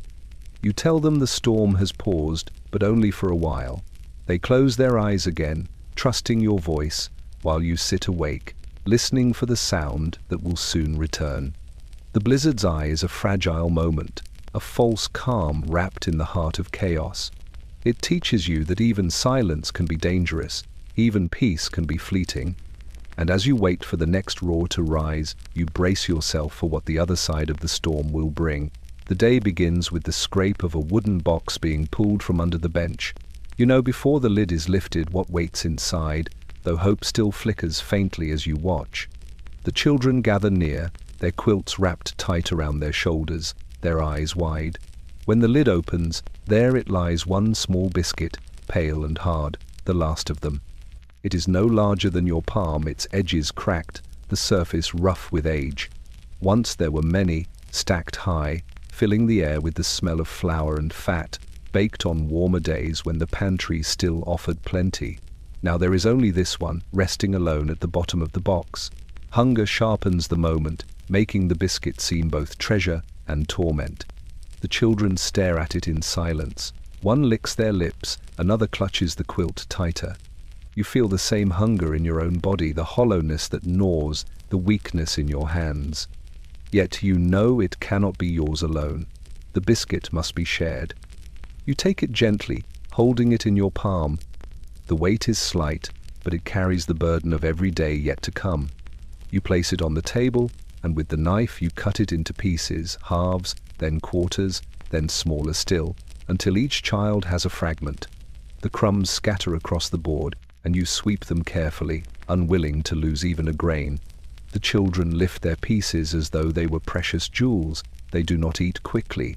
They nibble slowly, eyes closed, savoring the taste as though it were a feast. The sound of their chewing is faint, fragile. Yet in it you hear life being held for one more day. You take your own small piece, pressing it against your tongue. The biscuit is dry, nearly flavorless, but it fills your mouth with memory of ovens warm, of hands shaping dough, of laughter around the table. When the last crumb is gone, silence returns. The children lick their fingers, searching for what is no longer there.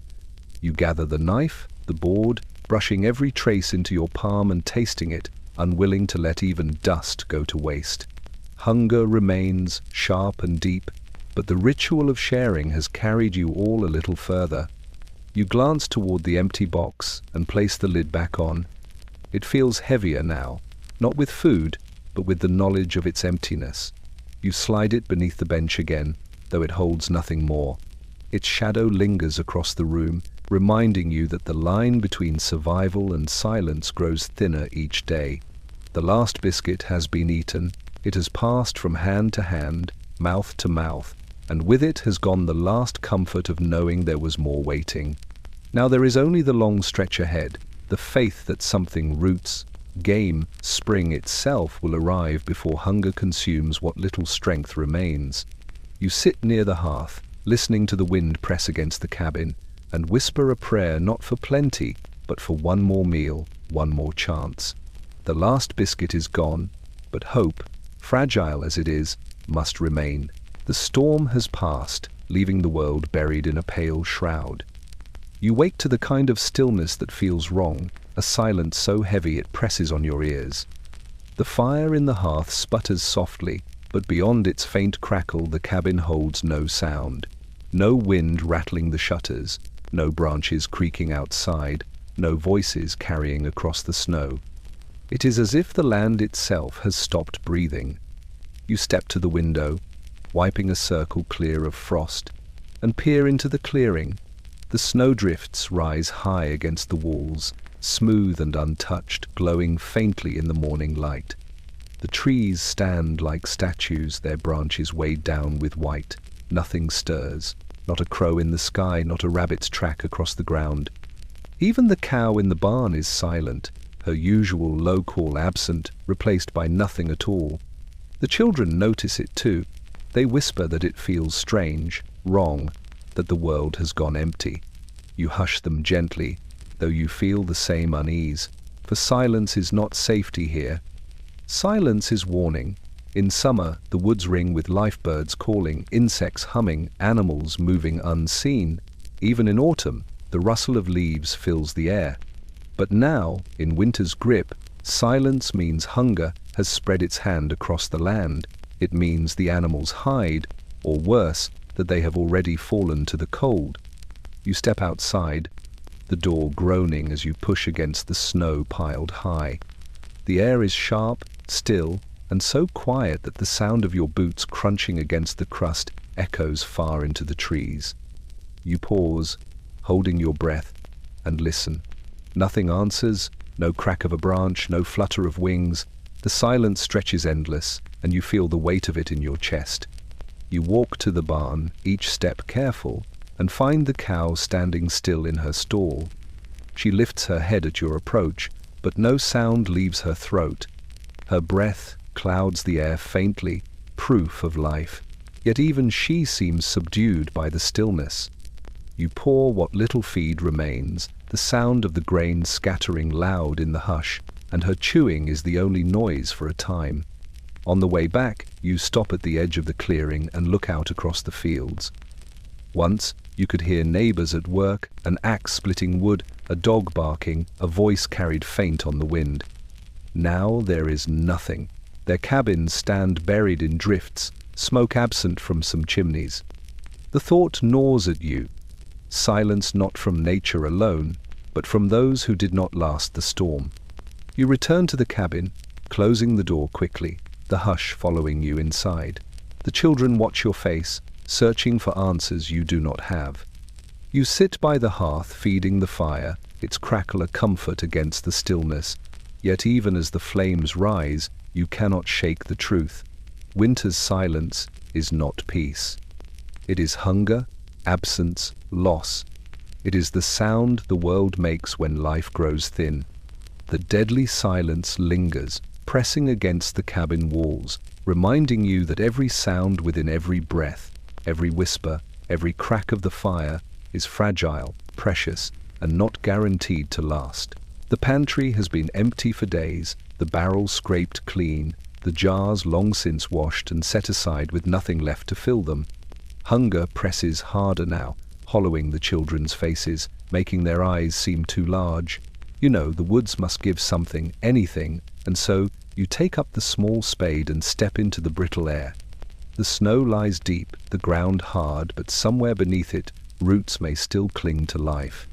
You walk past the clearing, boots sinking into the crust, until the trees rise around you.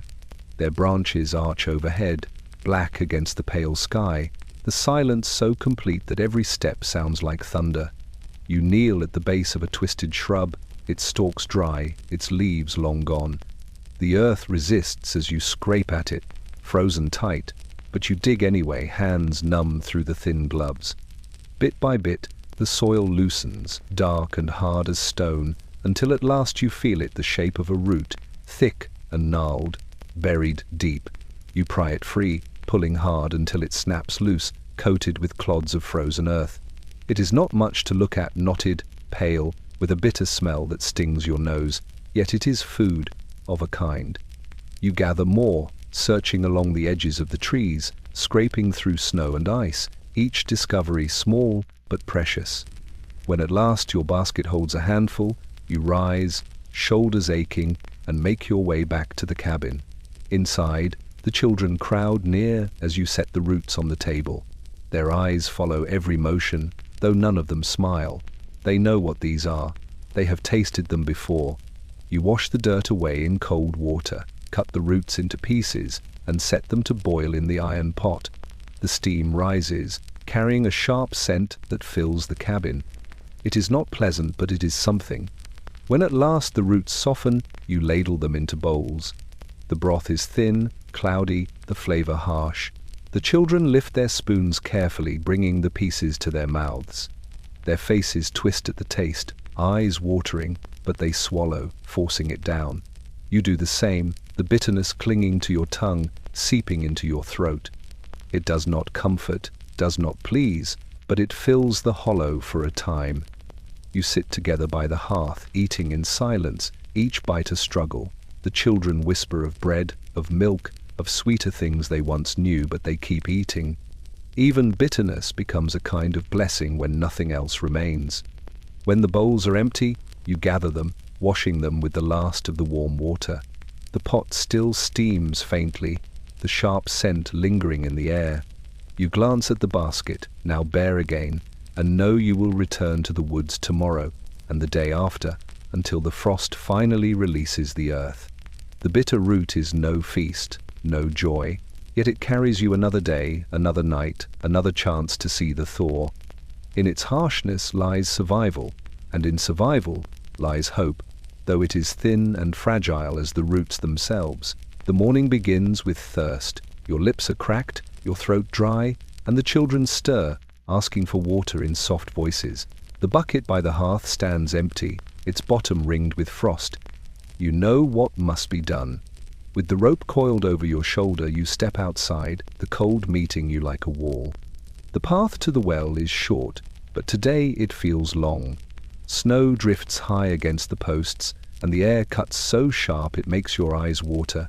The sky is pale, the sun hidden behind a thin veil of grey. Each step crunches deep, boots sinking, breath pouring out in heavy plumes. At last, the well comes into view, its stone rim white with frost, its cover frozen fast. You kneel beside it, fingers stiff as you scrape at the lid. Ice clings thick along the edges, sealing it shut like iron. You strike it with the handle of the bucket, again and again, the sound echoing across the silent clearing. At last, the lid shifts, groaning, and you pry it open. Inside, the darkness of the well yawns, but the rope feels stiff, brittle, as though even it resists the cold. You lower the bucket slowly, the rope creaking, the sound loud in the stillness. For a long moment, you hear nothing, no splash, no echo of water below. Your heart sinks. Then, faintly, the bucket strikes something hard. Ice. You pull it back up, the rim coated with frozen shards. The well is crusted, sealed with winter's grip, the water hidden beneath a thick, unyielding skin. You fetch the iron bar from where it leans nearby, your hands aching from the effort, and lower it into the dark.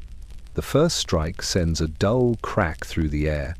You strike again, harder, the sound sharp, splinters of ice rising faintly to the surface.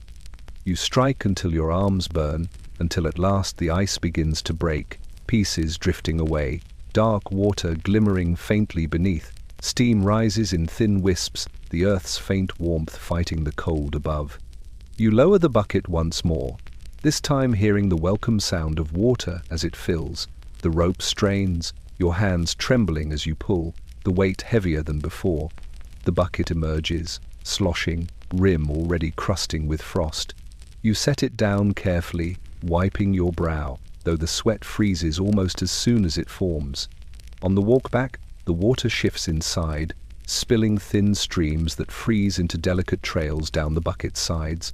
By the time you reach the cabin, crystals cling to the rim, sharp and glittering. You push through the door, and the children's faces light with relief. They crowd near as you pour the water into a pot, setting it by the fire to warm. Steam soon rises, soft and gentle, filling the air with comfort. The ice-crusted well is a reminder of how close the world presses in, how even the simplest need must be fought for. Yet each drop drawn from its depths is victory. You sip slowly, savoring the taste of cold water turned warm, knowing tomorrow you will return to break the ice again. The day ends with little more than silence. The fire burns low, its glow flickering across the rough boards of the cabin. The pot on the hearth is nearly empty, the broth within stretched thin with water, flavored only by the faintest scraps of root and grain. You ladle it carefully, slow and deliberate, dividing what little there is into the waiting bowls. Each scrape of the spoon against iron feels louder than it should, echoing through the room like a reminder of how little remains. The children gather close, quilts draped over their shoulders, their eyes fixed on the bowls. Their cheeks are hollow now, their lips pale and cracked. You set the first bowl before them, and their hands tremble as they take it, not from haste but from weakness. They sip slowly, their eyes closing as the warmth touches their lips. The broth is thin, hardly more than hot water, but it carries weight in their bodies, a small shield against the hunger that gnaws inside. You eat last, your own portion smaller still. The taste is bitter, metallic, a ghost of the food it once was, yet you force it down, swallowing past the dryness in your throat. Across the table, the children's faces glow faintly in the firelight, pale and solemn, their cheeks gaunt, their eyes wide and dark. They say little, only the occasional whisper or sigh, as though speech itself requires too much strength. The fire crackles once, throwing sparks into the air, and the sound makes one of them glance up, startled. Their spoon trembles in their hand, clinking softly against the side of the bowl. You watch them, your heart heavy, knowing they should be laughing, talking, filling the room with noise and life. Instead, they sit quiet, pale faces bent over bowls that hold little more than water and memory. You remember suppers from months past, when autumn's harvest filled the table, bread thick and steaming, meat roasted over flames, vegetables piled high. Laughter carried through the cabin then, the children's voices bright, their cheeks full and rosy. Those memories rise now like a cruel vision, set against the stark silence of this night. The bowls empty quickly, each child scrapes the bottom, licking the spoon for what little clings to it. When nothing remains, they set the bowls aside with care, as though afraid to waste even the taste left on the rim. They curl back into their quilts, their eyes heavy, their faces turned toward the fire. Pale and still, they look older than they should, as if winter itself has stolen the softness from their youth. You collect the bowls, washing them with the last of the warm water, your hands trembling as you work. The fire crackles faintly, shadows dancing along the walls. When you finish, you sit for a long time, staring into the flames, listening to the shallow breaths of the children as they drift into uneasy sleep. The pale faces at supper linger in your mind. They are not just hungry, they are marked by the season, etched with the lines of endurance, of survival.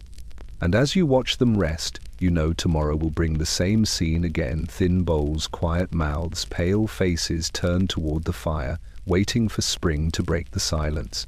The morning begins in darkness, colder than the nights before. The embers in the hearth have gone pale, their glow faint, their warmth nearly gone. You kneel beside them, blowing gently, coaxing, but they crumble into ash beneath your breath. The fire is dead.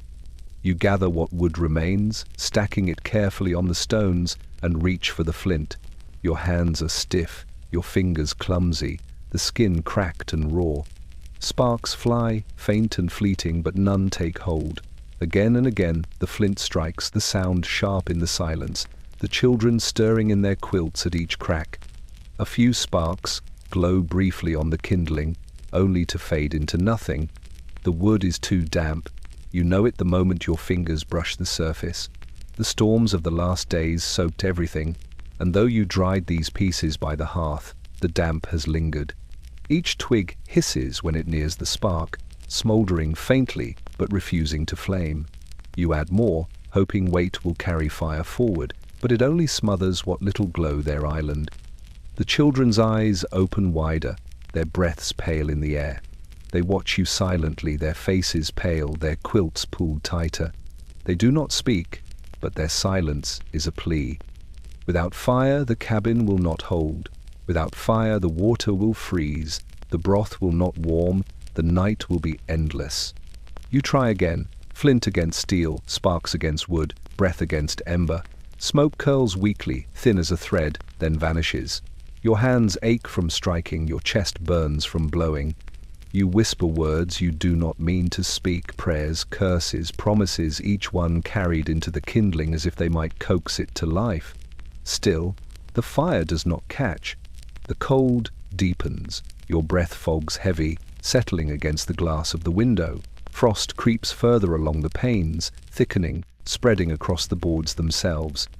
The children cough faintly, the sound sharp in the quiet. You strike harder, sparks flying in bursts, your hands trembling, your arms weak. Hours seem to pass in the span of moments, the weight of failure pressing harder than the cold. At last, one spark lingers longer than the rest. It smoulders in a shred of bark, glowing red, fragile as a heartbeat. You bend close, cupping your hands, breathing steady, coaxing it gently. Smoke rises, curling into the air, and for a moment you think it will fade like the others, but then it spreads, catching on a curl of dry grass hidden in the pile, then on a sliver of pine. The glow sharpens, brightens, until finally a small flame licks upward. The children stir, their eyes wide, their faces softening with relief. You feed the flame slowly, carefully, each new piece laid with reverence. The fire grows, crackling faintly, then stronger, until at last the hearth glows once more, warmth seeping back into the room. You sit back, shoulders heavy, eyes burning, watching as the flames rise steady. The fire that would not catch has finally yielded, but the memory of its refusal lingers. It reminds you how thin the line is between warmth and silence, between life and the long hand of winter. The snow has fallen thick again in the night, smoothing the world into silence. When you open the cabin door at first light, the clearing stretches out white and unbroken, the trees heavy with frost, the sky pale with the promise of more to come. You step outside, boots crunching against the crust, and there they are, tracks. They wind across the clearing, faint but clear enough, pressed deep into the snow. At first you think they belong to a deer, narrow hooves set one after the other, the kind that might mean meat if you can follow them. Your heart stirs with hope, the hunger inside urging you forward. The children crowd behind you in the doorway, their eyes fixed on the trail, whispering questions. You tell them to stay inside, that you will see where it leads. The air bites hard as you begin to follow, each breath turning white in the stillness. The tracks weave along the edge of the field, past the line of trees, and into the woods. You move quickly, spurred on by the thought of a deer hidden just beyond, its body lean but enough to fill the pot and bring life back to the table. Each step deepens your hunger, not easing it. But as you follow, something shifts. The tracks grow strange, circling back, doubling on themselves, weaving in patterns that make little sense. They lead deeper into the trees, where the light is dim and the silence thicker. You pause, kneeling to study them. Some are sharp and fresh, others half filled with drifting snow, as though left at different times. You feel unease rise in your chest. You push on, the woods closing around you. The tracks climb a small ridge, then descend again, crossing your own path as though mocking you. Each time you think they will end at a clearing or a bed scraped into the leaves, they turn again, leading nowhere. You begin to wonder if the animal is even real, or if the storm has played tricks with the snow, twisting shapes that draw you farther from home. The silence presses harder now. No bird calls, no branch stirs, only the crunch of your own boots following a trail that does not end. The thought gnaws at you that you could follow these tracks forever, deeper into the trees, until the snow closes in behind you and the cabin is lost. You glance back, but already your own trail is fading, the wind drifting white across it, swallowing the line of your steps. At last you stop, chest heaving, the cold sharp in your lungs. The tracks continue ahead, weaving deeper into the woods, but you turn away. You cannot follow them further. You retrace what you can of your own steps, each one heavy, fear mixing with hunger. The trees seem closer now, the silence heavier. When at last the cabin comes into view, smoke curling faintly from the chimney, you feel the weight lift, though only slightly. The children wait at the door, eyes wide, searching your hands for what you did not bring. You shake your head, stepping inside, the cold still clinging to you. The tracks to nowhere remain in the woods, winding endlessly, a reminder that not every trail promises survival. Some lead only deeper into winter's silence, where hope itself is swallowed by snow. The dawn comes grey, its light faint and cold as iron. The fire in the hearth has burned down to embers, and the air inside the cabin cuts like glass. You rise slowly, body aching, and see the children still curled beneath their quilts, their faces pale, their breaths soft clouds in the dimness. Hunger lingers, but today the greater weight is the cold. It presses through the walls, through the roof, through every seam, until even your bones feel brittle. You step outside, boots crunching into the snow, the silence vast around you. The sky is low, heavy with clouds, the trees standing stiff and rimed with frost. You walk to the edge of the field, where the land lies buried under drifts, and you sink to your knees. The snow seeps through your trousers, burning your skin, but you do not move. You bow your head, clasp your hands together, and begin to pray. Your fingers are stiff, the joints swollen and cracked, the skin split from days of work in ice and wood. When your palms press together, they feel raw, tender, as though the very act of holding them is pain. Yet you hold them tighter, because prayer is all that remains when strength falters. Your words spill into the cold air, each one rising in a pale cloud, vanishing before they can climb far. You pray for warmth, for fire that will not die, for wood enough to keep the cabin lit through the nights. You pray for food, for the earth to yield again, for the strength of the cow in the barn, for the children whose faces grow thinner each day. You pray for spring, though it feels like a word from another world. The cold works its way into your hands as you speak, turning them numb, then hard, then hollow. Your breath grows ragged, your voice weak, but still you whisper. Snow drifts down, fine and steady, settling on your shoulders, your bowed head, the folds of your gloves. When you open your eyes and look at your hands, they are pale and stiff, rimmed with frost, locked together as though frozen in place. You lift them slowly, your arms trembling, and hold them higher toward the grey sky. The skin cracks at your knuckles, thin blood welling before the cold seals it again. Your hands no longer feel like yours, they are heavy, unyielding, carved from ice. Yet they remain clasped, bound in prayer, because even frozen hands can lift hope.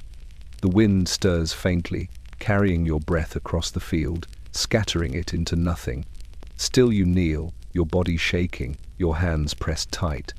You whisper until your voice fades, until the words become little more than the sound of breath against frost.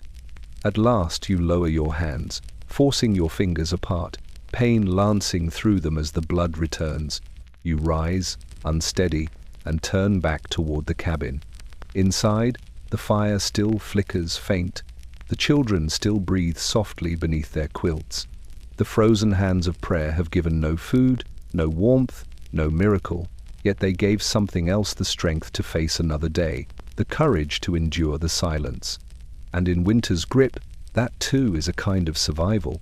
The morning sky is the color of ash, heavy and low, and the air feels strange, too still, too sharp.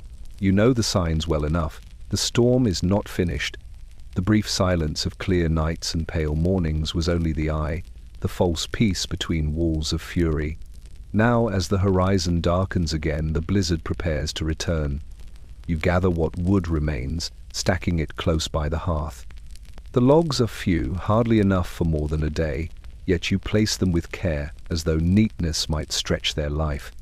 The children watch, their eyes following every motion, their faces pale in the dim light. They whisper of the last storm, the way the wind roared through the cracks, the way the roof groaned, the way the world vanished in white. You hush them, but their fear is the same as yours. By noon, the wind begins to stir. It creeps at first, a faint whistle along the shutters, a thin draught curling across the floor. Then it grows, pushing harder, rattling the windows, moaning low against the walls. Snow begins to fall again, fine as dust, sweeping sideways, stinging when you open the door to check the clearing. The world beyond is already fading, the trees half swallowed by white. You shut the door quickly, sealing the cabin against what comes. The hours stretch heavy, the wind grows wilder, shrieking now, tearing at the roof, hammering the shutters like fists. The children bury themselves deeper into their quilts, flinching at every crash. The fire trembles with each draught, flames bending, smoke twisting back down the chimney until the cabin smells of soot. You feed the hearth carefully, reluctant to waste, yet desperate to keep the flames alive. Outside, the storm reaches its full voice. Snow pelts the walls, sharp as gravel. The logs groan under the weight of drifts pressing against them. You hear branches snapping in the woods, each one like a crack of thunder, carried by the wind. The sound of the storm is constant, a roar that fills the ears until silence itself feels impossible. In the midst of it, you step to the window. Frost coats the glass, but through a small circle scraped clear, you see only white. The clearing, the trees, the sky, everything has vanished into a single, shifting void. It is as though the world itself has been erased. Night falls, though the storm makes it impossible to tell. The hours blur, measured only by the crackle of the fire and the groans of the cabin. The The children fall into restless sleep, their breaths shallow, their bodies curled tight. You sit awake, staring at the flames, listening as the wind lashes harder, wondering how much more the walls can endure. The blizzard's return is not just storm but siege. It pounds, it howls, it buries. It reminds you that survival is not guaranteed, that every dawn is a battle won. And as you sit in the dim firelight, listening to the storm claim the night, you whisper a promise to yourself that when the silence comes again, you will still be here, waiting for spring. The storm has passed, though its voice still lingers in the memory of the cabin walls. The drifts lie high, burying fences and paths, leaving the land pale and silent. You wake to a faint sound beyond the door boots crunching on snow, steady but cautious. At first you think it a trick of your ears, the echo of your own steps from days before. But then it comes again, clearer, closer. Someone is out there. You rise, pull your coat tight, and lift the latch. The door creaks open against the weight of snow, and there they are, neighbors, their shapes dark against the white, moving slowly toward your cabin. They are thinner than you remember, their faces hollow, their coats patched and stiff. Frost clings to their hoods and beards, their breaths heavy in the brittle air. For a moment you only stare, unsure if they are real. Then one raises a hand in greeting, trembling but certain. The children crowd behind you, their eyes wide, whispering names half forgotten in the long silence of winter. You step aside, beckoning, and the neighbors enter, stamping snow from their boots, their bodies shaking as the warmth of the hearth reaches them. The cabin feels smaller with them inside, but it also feels alive in a way it has not in many weeks. Their voices are low at first, rough with weariness, but soon the room fills with sound again. They speak of their own cabin, battered by the storm, the roof near to giving way. They tell of hunger gnawing, of wood dwindling, of nights so cold the air itself seemed to freeze in their lungs. Their children are weaker still, waiting at home, wrapped in quilts, their bellies empty. Their words carry no complaint, only the plain weight of truth. You ladle what little broth remains into cups, passing it to their hands. They sip slowly, their eyes closing for a moment at the faint warmth. It is not enough, but it is something, and the children watch as though seeing a miracle in the simple act of neighbors sharing food. The talk drifts toward what can be done. There is no plenty here, not in your cabin nor in theirs, but together perhaps the burden can be carried further. They speak of pooling what scraps remain, of hunting together once the snow eases, of cutting a path to the frozen creek to break the ice for water. Alone, the storm strips strength away. Together, perhaps, it can be endured. You see the truth in their faces, the same weariness etched into your own, the same hunger shadowing the children's pale cheeks. Yet in their return, there is a flicker of something more. A reminder that no cabin truly stands alone, that survival is not a solitary act, but a bond carried between families. When they rise to leave, the children press close to the door, reluctant to see them vanish again into the white. You promise to visit soon, to bring what you can, though you know the distance is heavy, the snow deep. Still, the promise matters. The neighbors return not with food or wood or spring itself, but with presence, with voices breaking the silence, with footsteps pressed fresh into the snow, with hope made faint but real. And in winter's endless grip, that is enough to carry another day. It happens quietly, so faint you almost do not believe it. The morning air is still sharp, the sky pale, but when you step outside, you hear it, the sound of dripping. At first it is small, a single drop striking from the eaves onto the packed snow below. Then another, and another, a steady rhythm breaking the silence that has ruled for months. You pause, listening, heart quickening at the fragile music. The first thaw has come. The snow still lies heavy across the clearing, but its edges have softened. The hard crust no longer cracks so sharply beneath your boots. Instead, your steps sink, the snow damp, heavy, clinging to your soles. Along the cabin's roof, icicles gleam, water running in thin streams from their tips, catching the light like glass turning to liquid. The children rush to the window, their faces pressed to the frost, whispering in awe at the sight. You walk toward the path, the air warmer on your face, though still cold enough to sting. The trees weep faintly, drops sliding from their branches, pattering onto the snow with delicate thuds. Beneath one trunk, a patch of dark earth shows, damp and slick, the first glimpse of soil since autumn. The sight makes your chest ache. It is nothing more than a palm's width of ground, but to you it feels like promise itself. At the creek, the ice groans under the strain of water pressing beneath. A small crack runs along the surface, and from it a trickle escapes, dark and clear, winding across the white like ink spilled on paper. You kneel, cupping it in your hands, and sip. It is bitter cold, numbing your lips, but alive with movement, unlike the still, sealed silence of weeks past. For the first time in so long, the water tastes like spring. When you return to the cabin, the children beg to step outside. You wrap them in quilts and lead them into the clearing. They laugh faintly as they lift their faces to the drops falling from the roof, mouths open to catch the water. Their cheeks are still pale, their bodies thin, but in their laughter there is a spark you thought winter had smothered. For a moment the cabin, the hunger, the endless storms feel distant, replaced by the simple wonder of water falling from ice. The thaw is small, fragile, uncertain. The nights will still freeze, the snow will fall again, the wind will return. Yet this moment marks a shift. The grip of winter has loosened, if only slightly. The land breathes again, faint and shallow, but alive. That night, as you sit by the hearth, the sound follows you, the drip, drip, drip outside, steady as a heartbeat. The children fall asleep listening to it, their breaths deeper, their faces softer. You watch the fire burn, and for the first time in many weeks, you feel something like hope settle in your chest. The first thaw does not bring food, nor warmth enough to ease the cold nights, but it brings a promise whispered through melting ice: winter will not last forever. And in that promise lies the strength to endure what remains.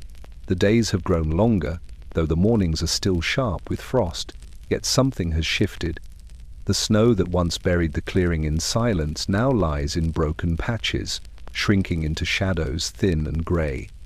When you step outside at dawn, the air carries a new scent, faint but undeniable. You stop in your tracks, breathing deep. It is the smell of earth again. For months the ground has been sealed away, locked beneath ice, hidden beneath drifts so deep you wondered if soil still lived beneath. Now, dark patches spread along the edges of the cabin, damp and soft beneath the weak Sunday. You kneel, pressing your hand into the mud. It stains your palm, cold and slick, but the touch is like a memory stirring awake. It is the world itself breathing again. The children run to the doorway, their eyes wide, their quilts slipping from their shoulders. They point at the ground where brown replaces white, their voices bright with wonder. They bend low, scooping handfuls of wet soil, laughing as it crumbles through their fingers. Their cheeks, still hollow from hunger, glow with a life you feared was gone. Even the sound of their laughter feels like something thawed from the long silence of winter. You walk to the edge of the field, where the snow has melted enough to reveal the stubble of last year's harvest. The stalks lie flattened, broken, yet their sight brings relief. For here is proof that the land endures, that beneath the weight of storms and silence, the soil still waits. You crouch low, inhaling deeply. The scent rises thick, rich, carrying the promise of seed and growth. It clings to your clothes, to your skin, and you carry it back with you as though it were treasure. At the creek, the ice is nearly gone. Water runs swift again, rushing over stones, chattering loud where silence once ruled. You fill the bucket easily now, the water splashing cool against your hands. The sound of its flow lifts your heart, a song of life louder than any hymn. You pause to listen, the smell of wet earth and rushing stream mingling in the air, filling you with a strength you thought winter had stripped away. Back at the cabin, you set the bucket down and open the door. The children gather near, asking what the world looks like now. You tell them it smells of earth, of fields ready to wake, of a season that will bring more than roots and scraps. They smile faintly, curling closer to the fire, and you know they understand. The smell of earth again is more than scent. It is memory of planting, of harvest, of tables filled and hands busy with work. It is promise of mornings not spent scraping frost from the walls, but bending low to sow seed. It is life itself, stirring underfoot, whispering that the long hand of winter is finally loosening. As night falls, the smell still lingers on your hands, on your clothes, on the very air within the cabin. And though the fire burns low, you rest easier, for you know the earth has spoken, spring is near, the thaw has come at last, the fields are softening, the creek runs fast and clear, and the air carries the scent of green pushing through the soil. The children run outside now without fear, their laughter mingling with the cries of returning birds. Yet inside you, the weight of the season does not lift so easily. Winter may be loosening its grip on the land, but its memory lingers, heavy and sharp. You sit by the hearth, now filled with a steady, cheerful fire, and your eyes drift to the shelves where the empty jars still stand. Even washed and neatly stacked, they remind you of the hunger that hollowed your belly and carved shadows into the children's faces. The memory of scraping flour dust from the bottom of the barrel, of splitting the last biscuit into crumbs, clings to you like a second skin. The taste of bitterness has not left your tongue. The cabin walls, too, whisper of it. The cracks still stuffed with rags, the roof patched with whatever could be found, the frost scars etched deep into the boards all speak of nights when the wind rattled without mercy, and you wondered if the cabin itself would splinter. You remember the silence of those nights, the long hours broken only by the cough of a child or the moan of the cow in the barn. You remember kneeling in the snow, hands clasped, words of prayer freezing on your lips. Even now, with the sun higher and the snow retreating, the memory presses close. When the children laugh, you see their pale faces bent over thin broth. When the creek gurgles, you hear again the crack of your bar striking at ice to reach water hidden below. When the wind stirs the fields, you think of wolves howling in the night, circling the cabin, their hunger a mirror of your own. But memory is not only sorrow, it is also proof. Proof that you endured, proof that the fire caught, that the quilts held, that the thin broth was enough to carry you one more day. Winter tested you with silence, with hunger, with storms that buried the world, and still you rose each morning, still you worked, still you prayed. The memory of winter is pain, yes, but it is also strength. The children will forget more quickly. Already they speak of planting, of harvest, of bread thick and warm from the oven. They will carry the scars of thinness for a while, but their laughter grows stronger each day.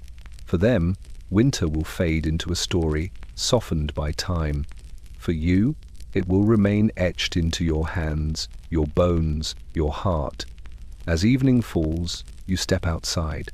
The air is cool but gentle, the sky glowing with the last colors of day. The snow lies only in patches now, clinging to the shadows, melting into the earth. You breathe deep, filling your chest with the scent of soil, of water, of life. And yet, beneath it, faint but clear, you still smell the ghost of frost. The memory of winter will never leave. It will follow you into spring, into summer, into every harvest. It will remind you how fragile survival can be, how precious each day truly island. And though the land will bloom again, the shadow of winter will always be near, waiting, teaching you never to forget.